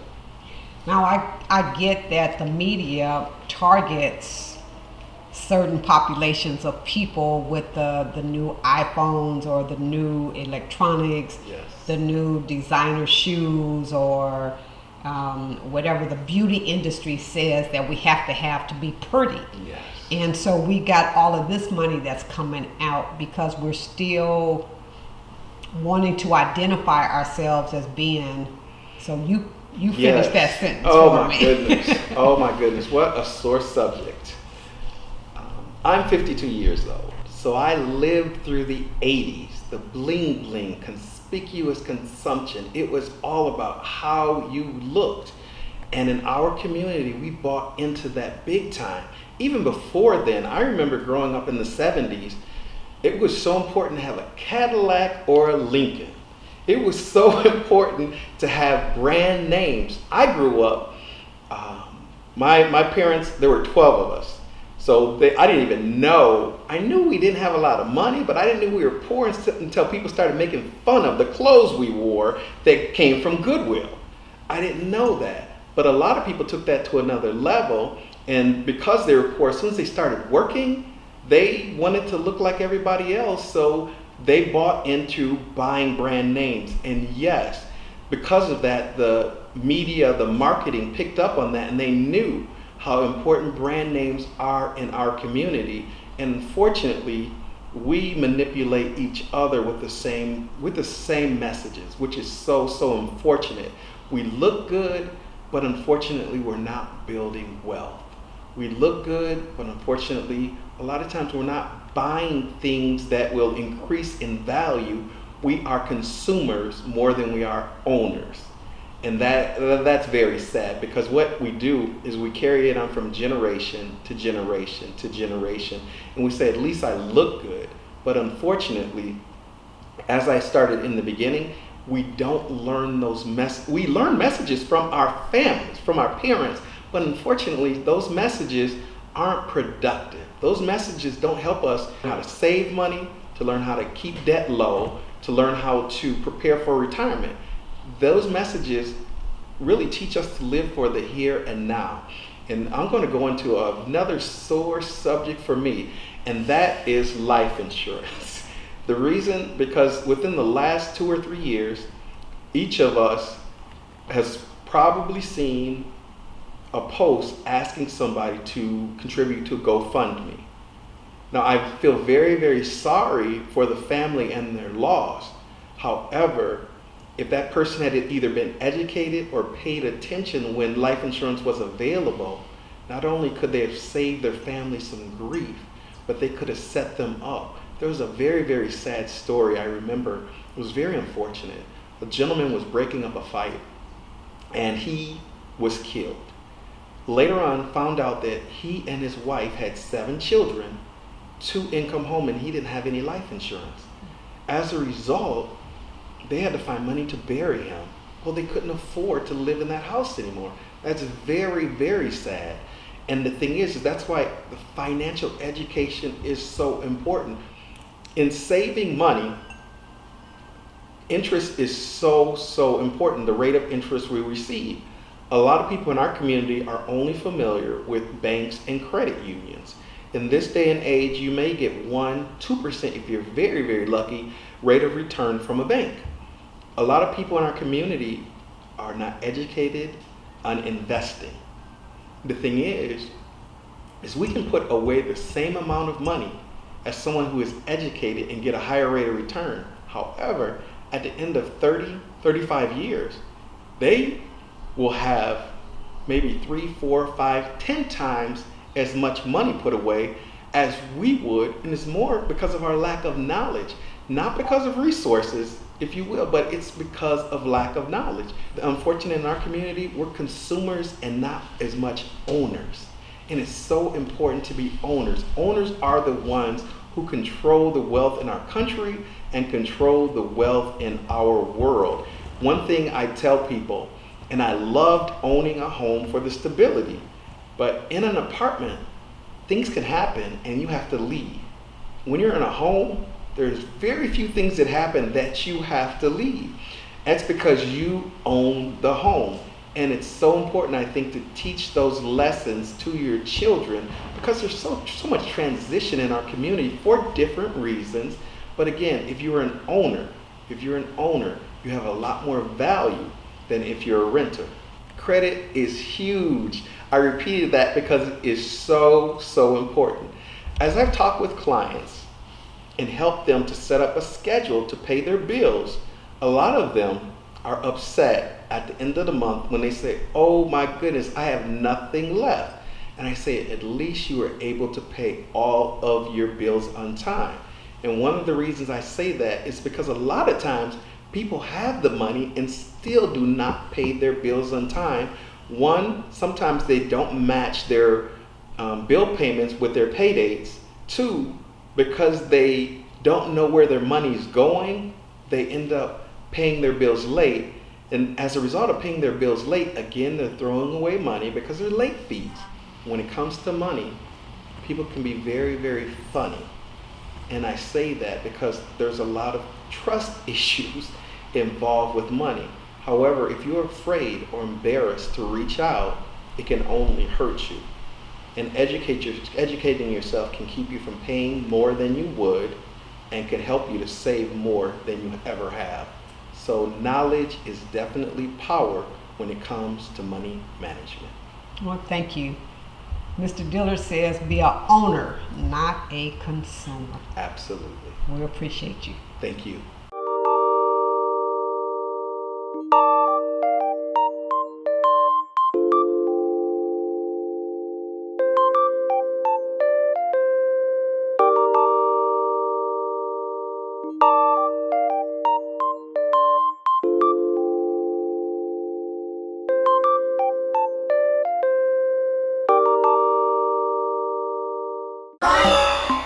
Love and wellness. Life, love and wellness. My name is Star Waters. I live in Atlanta, Georgia. I am a wellness coach. I'm a raw food chef, a flower essence practitioner. I do astrology and numerology to help to find out about people's personalities, to help work with them better. In the past, I have been a diabetes community educator. And I kind of have my hands in a lot of different things where wellness is concerned. I'm also a social media manager where I post exciting things about wellness and health on Facebook. Excellent. And you have a very fascinating story to share with the world in reference to diabetes. I lived with diabetes for 15 years, and it's really interesting that the clinic that I went to get diagnosed with diabetes ended up being about maybe 15 years later, the clinic that I ended up working at to become a community diabetes educator. So I thought that was something to look back on and say, wow, who would ever thunk it? After being a person with diabetes, I was always told that I would have it for life. It was my fate, and that I should just expect to deal with the complications of diabetes, which could be amputation, blindness, all of that. It's just what happens. I was able to work with organizations like the American Diabetes Association, American Heart Association, Susan G. Komen, different health organizations in Portland, Oregon, state of Oregon, Multnomah County, where I learned about diabetes and other illnesses, diseases. And then I stepped over the line and went into the wellness area. Within just a few months of actually changing my livet, I went from having a diet to having a livet where I started eating fresh fruits and vegetables. I became totally plant-based, and that meant no animal products, no cheese, no dairy, no meat, none of that. Within 40 days of making that shift, 15 years of diabetes just went away, gone. And that was in 2011, and I am still diabetes free. My blood pressure was almost at the level of having a stroke. I now have normal blood pressure, and I'm just a healthy 70-year-old, living my life like it's golden. So what advice, what suggestions, what knowledge have you gained over the years that you would like to share with people? I mean, you learned from the work that you did with the Diabetes Association that people are told that you got to take the pills because you're going to have this, the rest of your life is incurable. So what's your message to people? My message is to not allow someone else to be your manifester. We all have within us a God voice, a intuition. Allow yourself to remain open so that you can be led to the information and to the outcome that you are searching for. So many times we feel that others know more than we do, and when they tell us something, then we take it as the truth. If someone had told me when I first developed diabetes that there was a chance that possibly I could turn the diabetes around, what I know now to be a reversal of the autoimmune disease diabetes, I would have done whatever it was they said. What I have found in the last few years that I have become the wellness coach to help other people is that I think that people really don't want to know that they can be cured. And it's like once I say you can turn that around, they start telling me about what their doctor told them. So they're not open.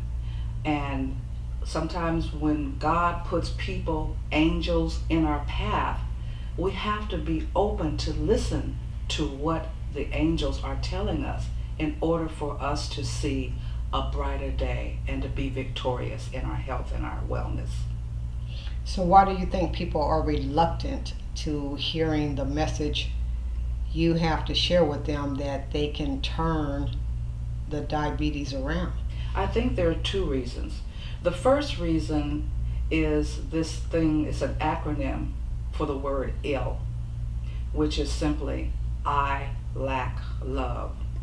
When people can talk about their illnesses, they get sympathy. Oh, poor thing, is there anything I can do for you? What can I bring you some chicken soup?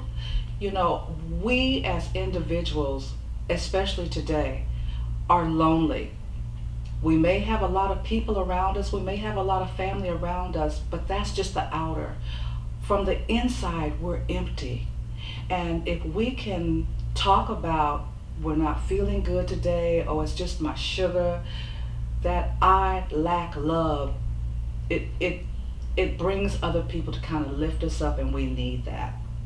The second reason is people are either afraid of change or they just don't want to do it. They're comfortable in their lifestyle. They're comfortable in the foods that they're eating. Many times the foods that we are eating are generational type foods that our mothers fed us, foods that their mother's mother taught them how to prepare, and we're just stuck in that traditional rut.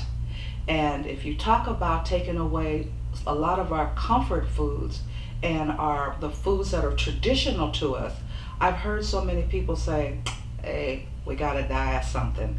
While I'm here, I'm gonna be happy. I'm just gonna be happy. But now that we are not dying at age 30, well, some of us are dying at age 36 now. We're reversing that, where it looked like we were living longer, but really the question that should be asked, or are we really dying longer? Because we're dying in pieces. Okay, so now my toe has to be amputated, and then after that they're going to take off the foot, then they're going to take off the leg, then they're going to start working on the other side.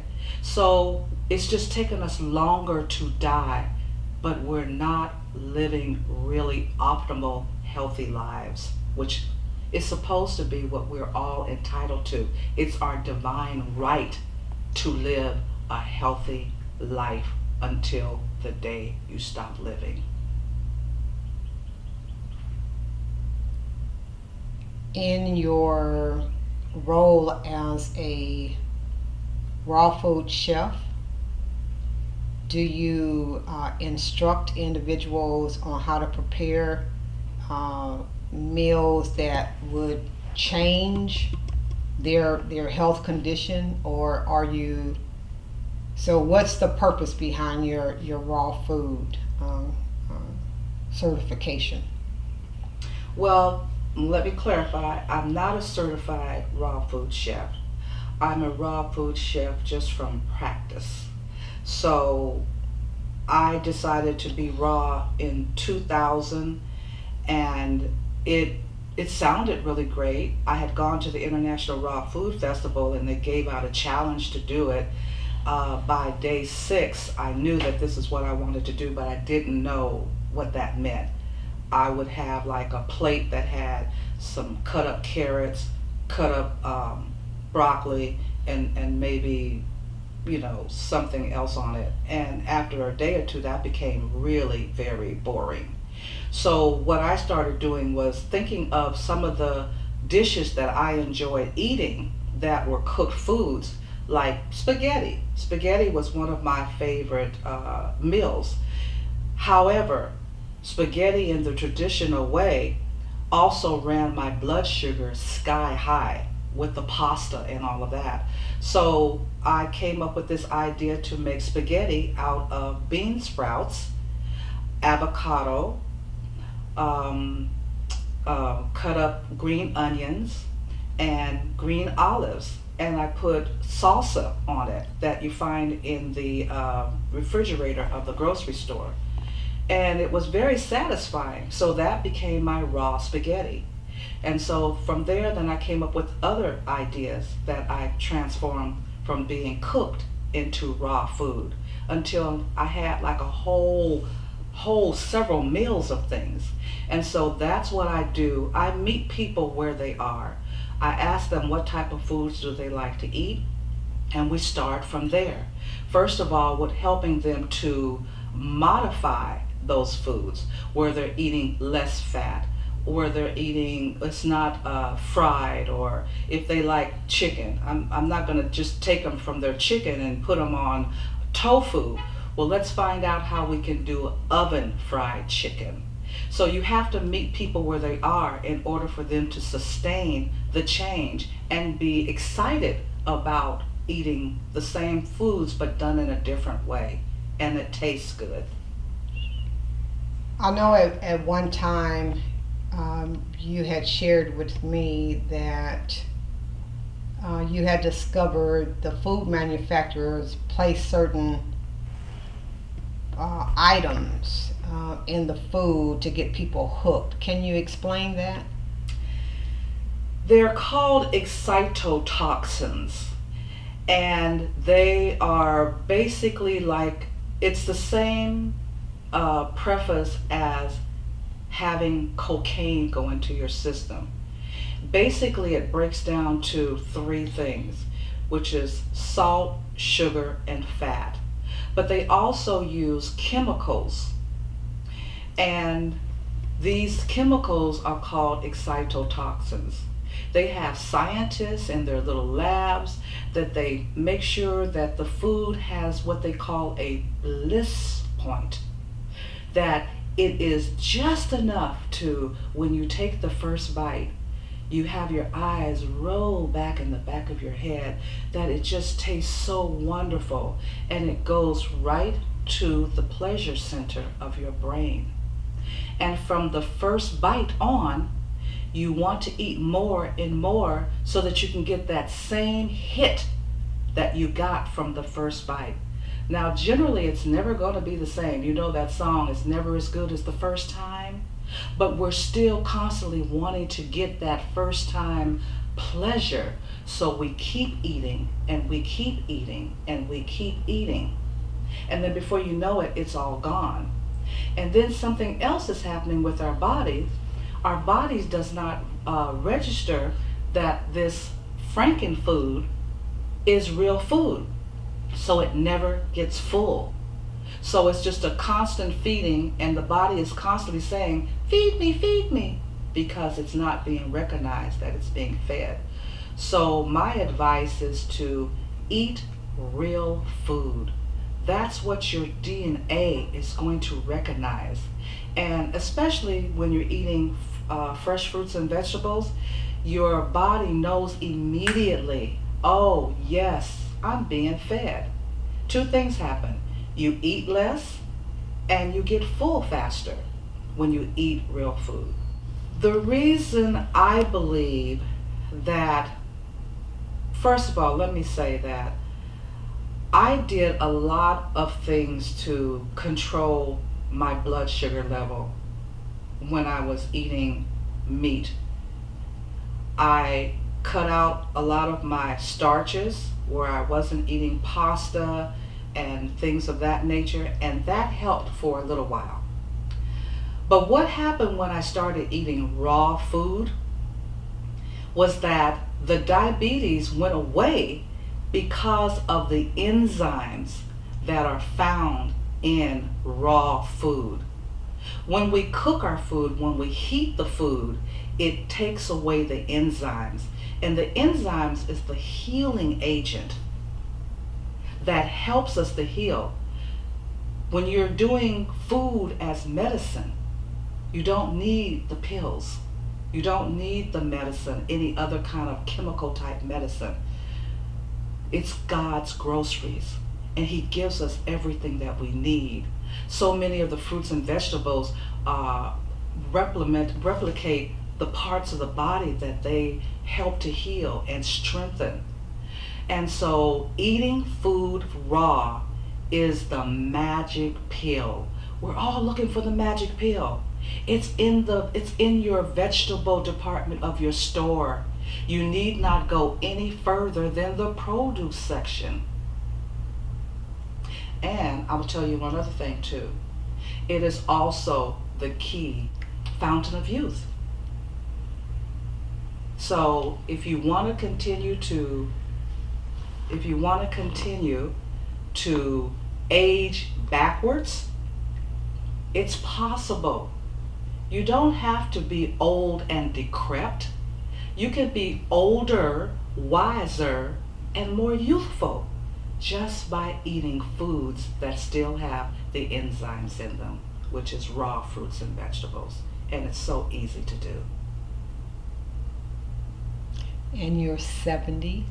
70 and some change.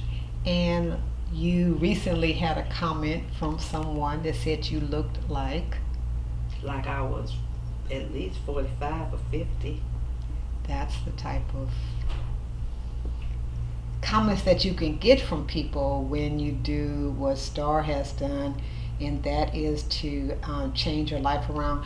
Star, when I met you, you were on a 100-day fast. Can you explain that? I decided for my 68th birthday to do a fast, and it was going to be an 88-day fast. I was going to end on my birthday, which is February the 18th, and it was a juice fast, But it ended up being a juice fast, water fast, and then I also fasted off of vegetable broth. So somewhere around day 80, I thought, you know what? I probably won't ever do this again to go to 100 days, but I can add 12 extra days and do 100 days. And so I added 12 days onto my 88 days, and I successfully completed a 100-day fast. That is a solid food vacation for 100 days. And what were the benefits and what were your reasons for doing it?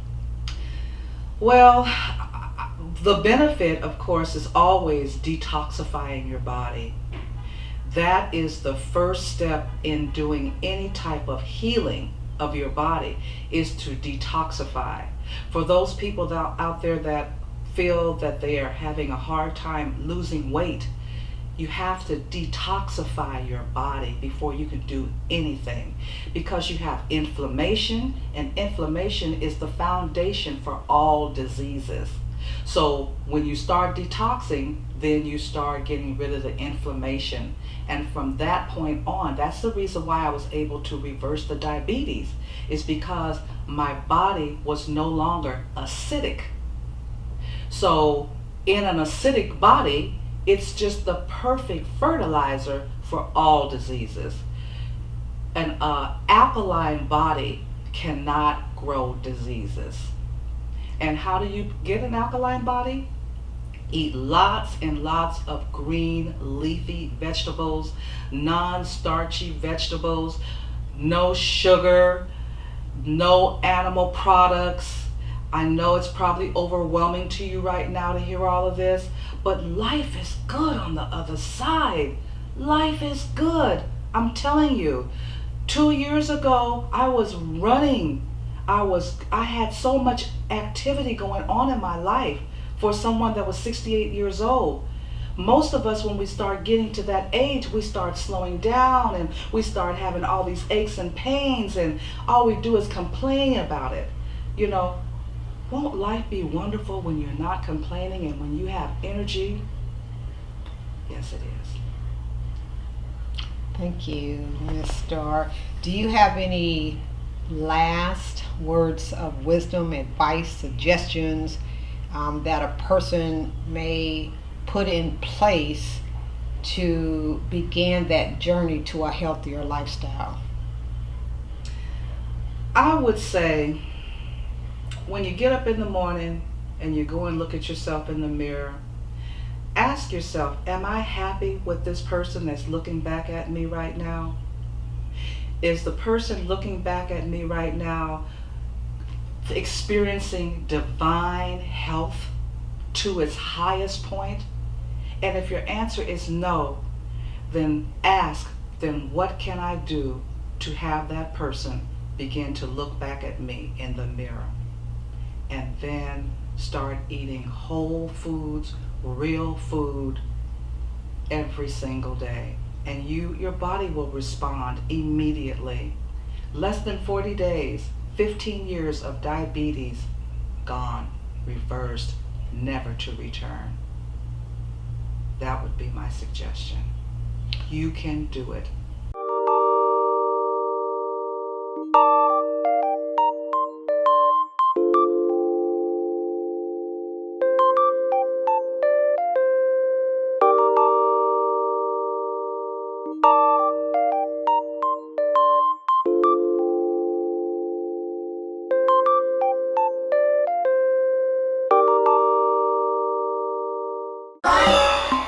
Love and wellness.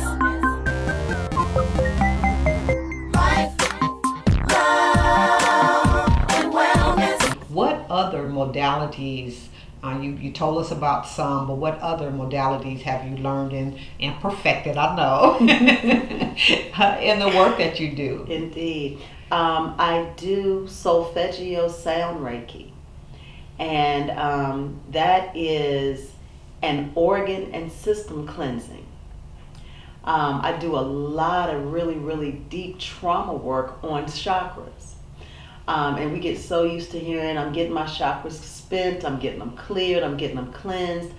But see, a lot of us, depending on how deep your damage goes, your chakra points can actually be bent. And so when they're bent, nothing bent is spinning. And so it may move a little bit, but it'll get stuck. Some of us are old enough to remember records. To other people, they've never heard of a record. They don't know what a record does. But see, if a record gets scratched, it may play over and over and over again in the same place, and you got to put a penny on the little head so it can keep moving. If nobody puts a penny on your head, and see that copper is a generator, if nobody puts a penny on your head, you can stay stuck in the same thoughts, in the same patterns in your mind over and over and over again. So we use solfeggio sound frequencies, and those are binary beats, very, very high level hertz that go through and they cleanse and clear. We also use many of the Kemetic and the Yoruba healing words so that we can go deep, because we realize that the Yoruba languages and the Kemetic languages vibrate higher than English. And so we use those high vibrating words. We call on those ancestral deities in order to help to go in, cleanse out that deep rooted trauma, so that we can then not only get the chakras cleared and spinning, but we get them spinning in the proper direction, and we don't go back to that. So we get ourselves sealed, because a lot of times we go through healing work, but it doesn't get sealed. So as soon as we go back into the toxic environment, we're wide open, and we take back every negative mitigating force that we just had released. So that's part of the work that I do. I brought one of my sound healing mechanisms with me, and I'd love to just share just a little bit of clearing with the rest of the family.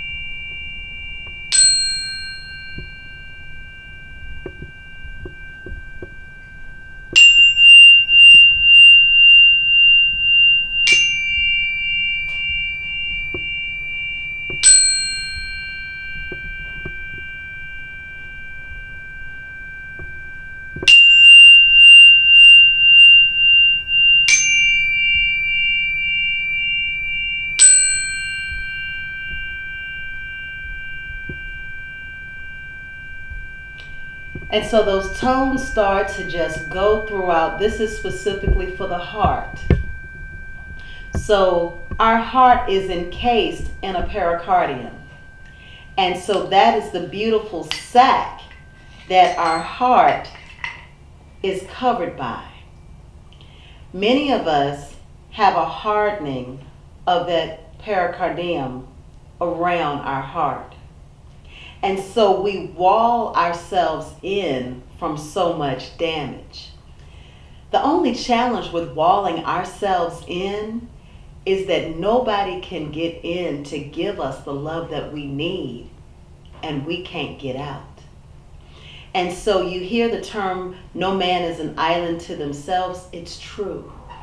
And so we become consumed with our own thoughts and with our own belief systems in every aspect, because we've closed out everybody else.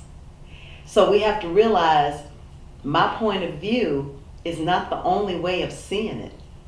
Dr. Ray Hagins always talks about the circle, and he says the information that I have is inside of this circle. And just because it's the information that I have that doesn't mean that that's everything that there is to be known about that topic. I choose to open the circle so that I can receive an increase in knowledge. And so when I do, I usually do 30-minute, an hour, or 2-hour sound, solfeggio sound therapy. And we go through and we purify your chakras, we cleanse your aura. Depending on which package you get, we also give the opportunity for you to do a relationship detox. Because every time we choose to be in an intimate relationship with a person, we're making a covenant with not only them, but every person that they have made a covenant with. That's why sometimes we do things and we're like, why did I do that? That's so out of character for me. We have to go back and make apologies. I don't know why I said that to you. I'm so sorry. And we sit there and we beat ourselves up because we're like, and that's because it wasn't you. It was somebody else that you've made a covenant with. And you may not even be dealing with that person any longer. So we go through and we help you to purify from that as well. We do parasite purges. And see, when we have eaten foods that bring parasites into our body, we also attract parasitical relationships to ourselves. So I teach a series, and actually I'll be down in Jacksonville on April 15th, and I teach a series that's called Suicide by Food. Because we don't realize, we talk about the police are killing us and this is killing us, but we have to take responsibility for what we're doing. And so when I have my parasite purge parties, people come and they get rid of what they are attracting to themselves. We do a 40-day follow-up package afterwards because many of us started eating bacon when we were 2. And so you can't cook trichinosis worms out of bacon. So that one encounter could have left those worms in your colon. And they don't just stay little bitty baby worms. They grow all throughout your colon, go through your bloodstream, go up to your brain. So many of our elders that are diagnosed with dementia and Alzheimer's, no, they have wormy brains.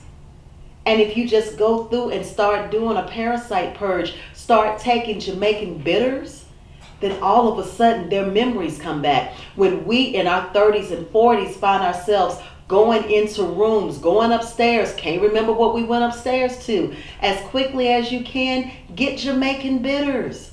They begin to go through and pull those parasites out of your body. They can't stay. The Forgotten Foods has an excellent product that's called kryptonite. And it's all of those put together. You drop them under your tongue and worms start leaving your body. And so we have to take accountability, take responsibility for what we're attracting. We have to take responsibility. We've been graced with beautiful functioning vehicles. Those are our bodies. Many of us don't love our bodies because we are looking at somebody else that's supposed to be our standard of beauty. You have to be your own standard of beauty and standard of excellence. And when we decide, I'm beautiful, I love me from my head to my toe, I love everything great and everything that needs to be improved, but I love me, then it takes everything to a higher level. So one of the other things that I've chosen to do, I teach cooking classes. I teach them internationally online, and I also teach them at the Temple of Sekhmet, because I want to teach people how to fall in love with these foods and with every property and principle of the foods that we're putting in our body. When you know what you're putting in your body is good for you, you gravitate toward that. When you start looking at raw foods and you're like, okay, if I cook the same food, I lose 50% of the nutrients. Why am I going to self-sabotage continually? Why won't I eat at least 80% raw? and then steam a little or cook if I have to. When you start gravitating toward raw, your body's kind of like, I don't really want that other over there. I know you used to like that, but I snuck in and I raised your vibration. So come on up with me. Then you start attracting higher vibrating beings to you. People who know more than you know, who have more than you have, and don't mind teaching you how to attain it. So everything is interrelated. Our food is interrelated. The parasites are interrelated. The healing is interrelated. As we continue to make the decision, I love me enough to participate in my own healing, everything around us changes. Many of the relationships that we've placed ourselves in begin to change. Dr. Frances Cress Welsing told us something that people took offense to. She said African Americans, highly melanated people, should wait until they're 30 to get married. Because who you are and what you think at 20 is completely different at 25. And it's totally different at 30. By 30, we've finished all our education, we're pretty much financially stable, and we're ready to be in a mutually beneficial relationship in a wholesome and healthy environment for a child. When you have melanin, it actually is an extra bonus. So you've got to now learn how to take that extra bonus and cultivate it and bring it into its excellence and its greatness. What a beautiful way to end this segment. Thanks. We're indeed grateful for you sharing of who you are with the world. Good, thanks. I appreciate you.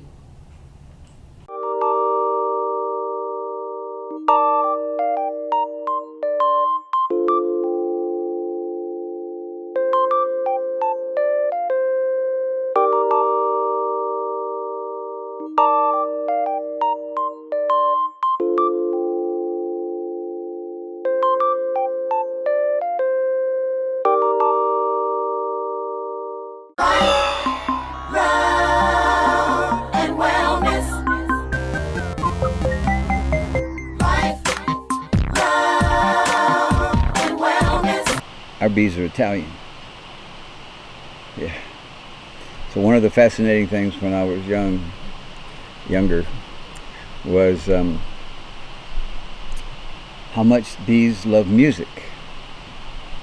My grandfather tried so many different. First, we played drums to them, and they, But their favorite is violins.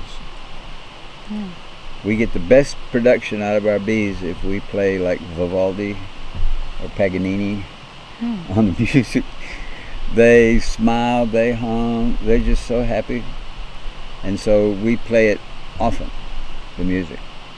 It's a vibe. It's a frequency. You know what I mean? It's like I don't know what it is about that. I just know it is about that. And it's a language. Yeah, and they understand it. So I watch them. So they leave in the mornings, and they fly high, and they go all over, and they visit maybe 250,000 plants in 6 weeks. Right? Each one of them, 30,000 of them. Right? Approximately. These are all approximations, but. 30,000 bees will visit 250,000 flowers each in a 6-week period. And so they go out high, they come back once they get onto a flower and they start taking that pollen. Now there's two kinds of pollen. Pollen's kind of like corn, it's got a husk. The kernel on the inside is what you want to eat. The husk is just what was protecting it, like the shell of a nut, right? So bees have the capacity to crack that thing open, take that kernel and stuff it in their little pouches. Or get it on their fur, they just saturate themselves with that kernel. And the husk floats around in the atmosphere, and that's what lands all over your car, and that's what looks green and yellow, and that's the pollen. But that's the husk of the pollen, not the pollen itself. But people don't usually draw a distinction between those two things. And they're two very different things. It's like eating the husk of a piece of corn. Ain't nearly as tasty as the corn itself. And so you don't eat the husk, but it's got other uses, right? Packing and whatnot. And so they saturate themselves with that kernel, and then they bring it back to their hive. Now when they come home, they're going to be flying about here because they're heavy, because they got all that pollen on them now. And so when they get back into the hive, you know, they do a little dance. They tell everybody in the hive, I know you. You recognize me? This is my dance, you know. This is where I've been today, and let me tell you what I did today. And what if we had to respond to everybody's inquiries with interpretive dance? This is who we are, and this is where we've been, and this is what, you know. And if it's, I know you, I feel you, come on in, right? No words. And so they go in, and when they get in there, we have a little contraption that's subtle, but it helps them to release the pollen, you know, without hurting them. And some of it falls onto these trays, and some of it goes on down into the bottom of the super hive. And that's they get into that, and that's how they turn that into honey. They turn that pollen into honey. And no one knows how they do that.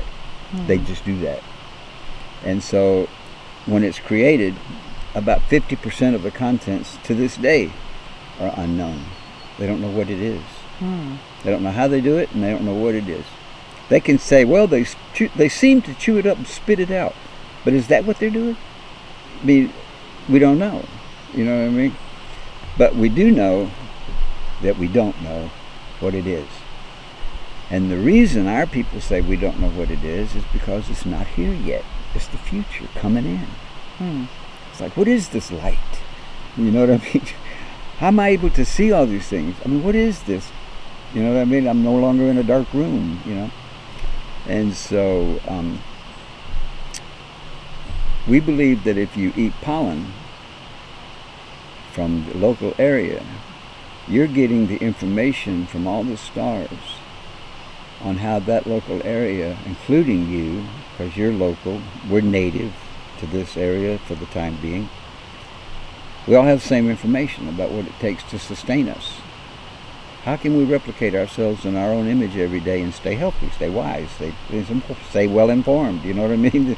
And continue to have the energy to support our neighbors and our community.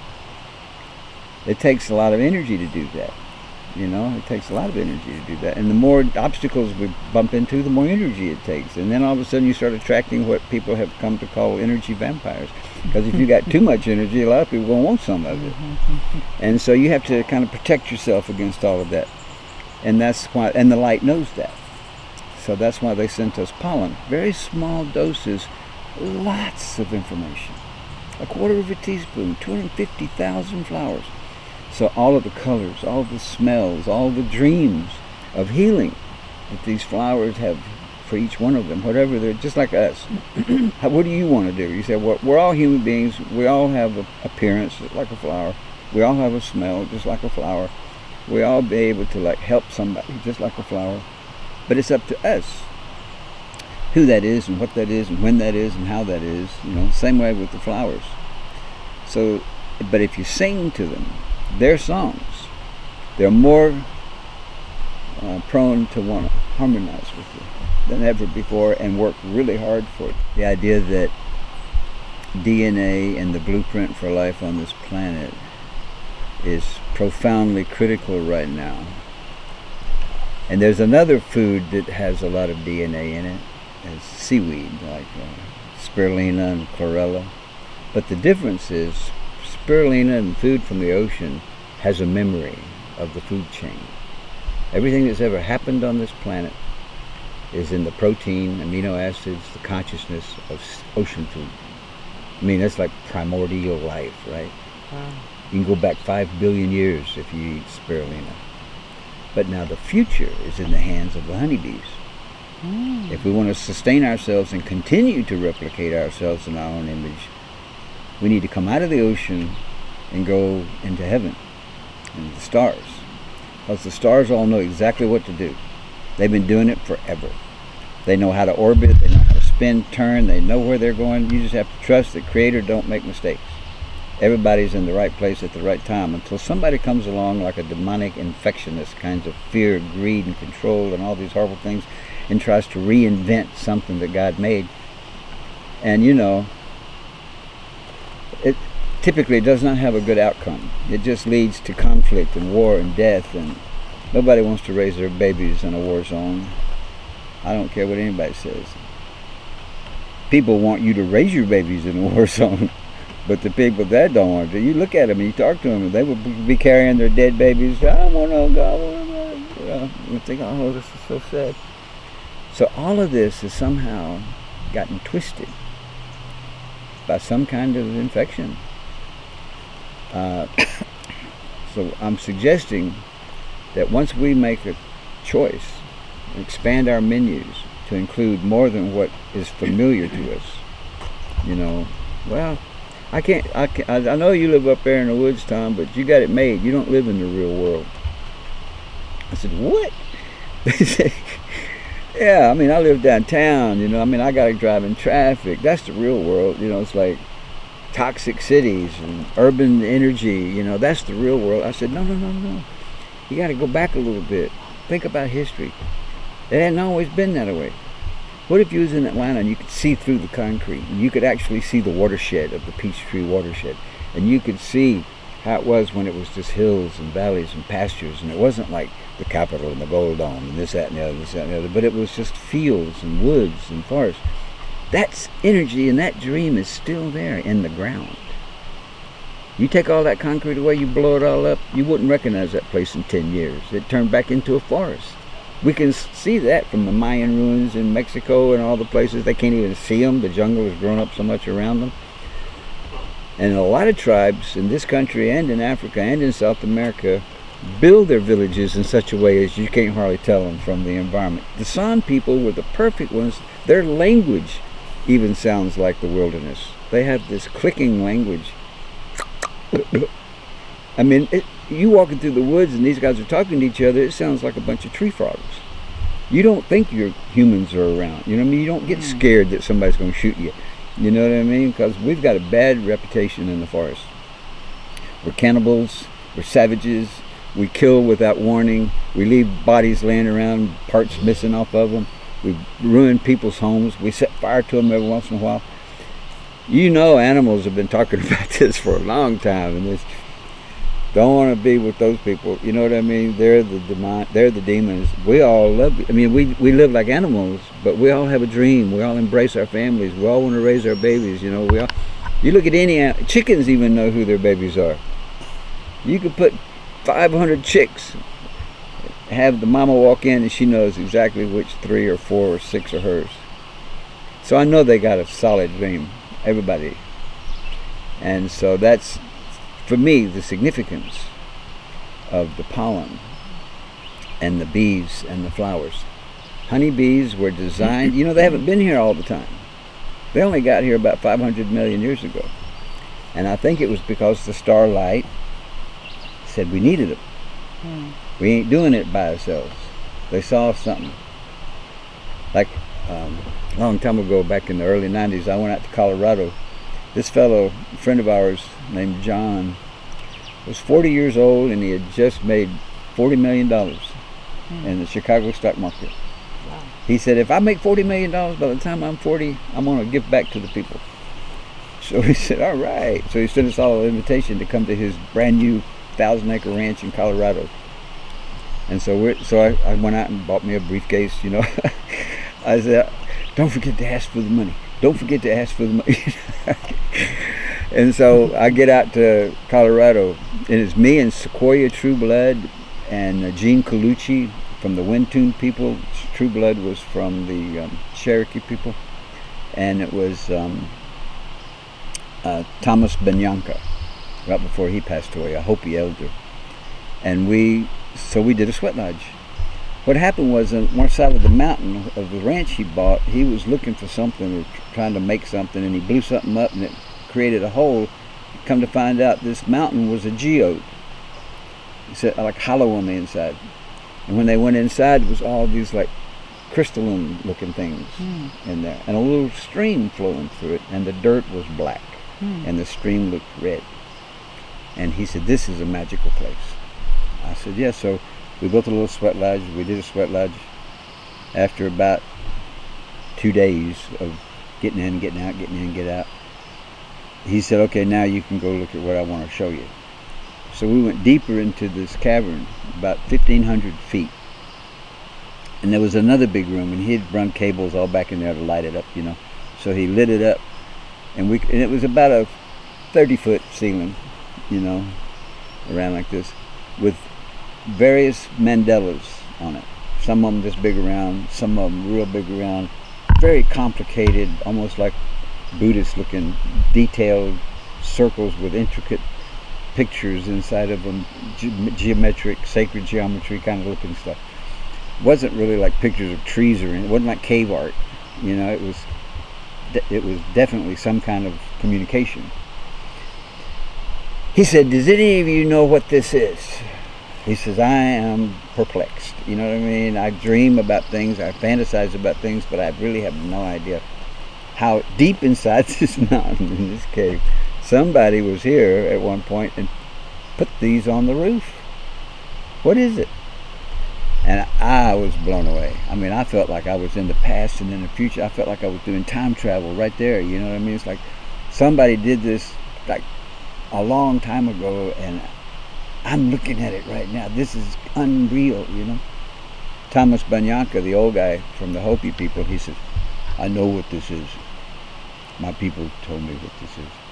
I said, what is it? He said, well, I know that it was done by a group called the Anasazi. The what? The Anasazi, the ancient people. Okay. And he said, this is a picture of every disease on this planet. They went ahead and showed you what it looked like in its seed. These are the seeds of fear, and the seeds of cancer, and the seeds of this, and the seeds of that. They put them on there, drew a picture so you'd know how to avoid them. Like a map, right? Wow. Don't look at this, don't do this, you know, stay away from this one. Or in some ways of thinking, give them dignity and give them respect, because they can take you out. You know what I mean? So we honored them. So what they did, according to Thomas Banyanka, was take those and make an altar out of them. So they never contracted them because they kept them all happy, just by their community realizing what they could do if they went nuts. We could take you out, you know, just like they're doing now. So now we believe that Mother Earth has an autoimmune deficiency because people are attacking each other, just like cells in the body. Cells in the body, they say, well, cancer, your cells don't recognize each other. You know, they're thinking it's a foreign body. That's exactly what we're doing. We're attacking each other. We're thinking it's a foreign body. We don't realize we're all in this together. This is us. There is no other word for other. You know, it's not I, me, mine, right? It's us, we, and ours. Our home. We have to do something, you know? It's just us. And so that's, I think it's all tied into the flowers because that all happened at the same time. See, and all of the analogies use the term seed, hidden seeds. We are the seeds of the future. And and our people say that's why they couldn't destroy us all, because we carry these seeds. And we keep coming back, just like nature. They can't get rid of us. And they became seeds. And look what's grown. Look what's evolved. Because if they don't evolve, it mutates. And there's been some mutants that have been created over the years, you know, that somehow gain access to public opinion, and they're not human at all. I don't know who they are or where they're from, but it ain't here. Because if they were from here, they would care about the future. They came here like an infection. You know one of the things about a virus, it wants to consume its host. That's one of the main characteristics of a virus. It's actually trying to become you. But it's totally unsuccessful because it's not you. So you die. And the virus moves on. Wow. That looks like what's happening here. Wow. Some kind of a cosmic virus has taken over, and it's trying to consume the world. It's all the trees, all the fish, all the animals, you know what I mean? Wow. All the land, until what's left? This mutated replica of something that once was.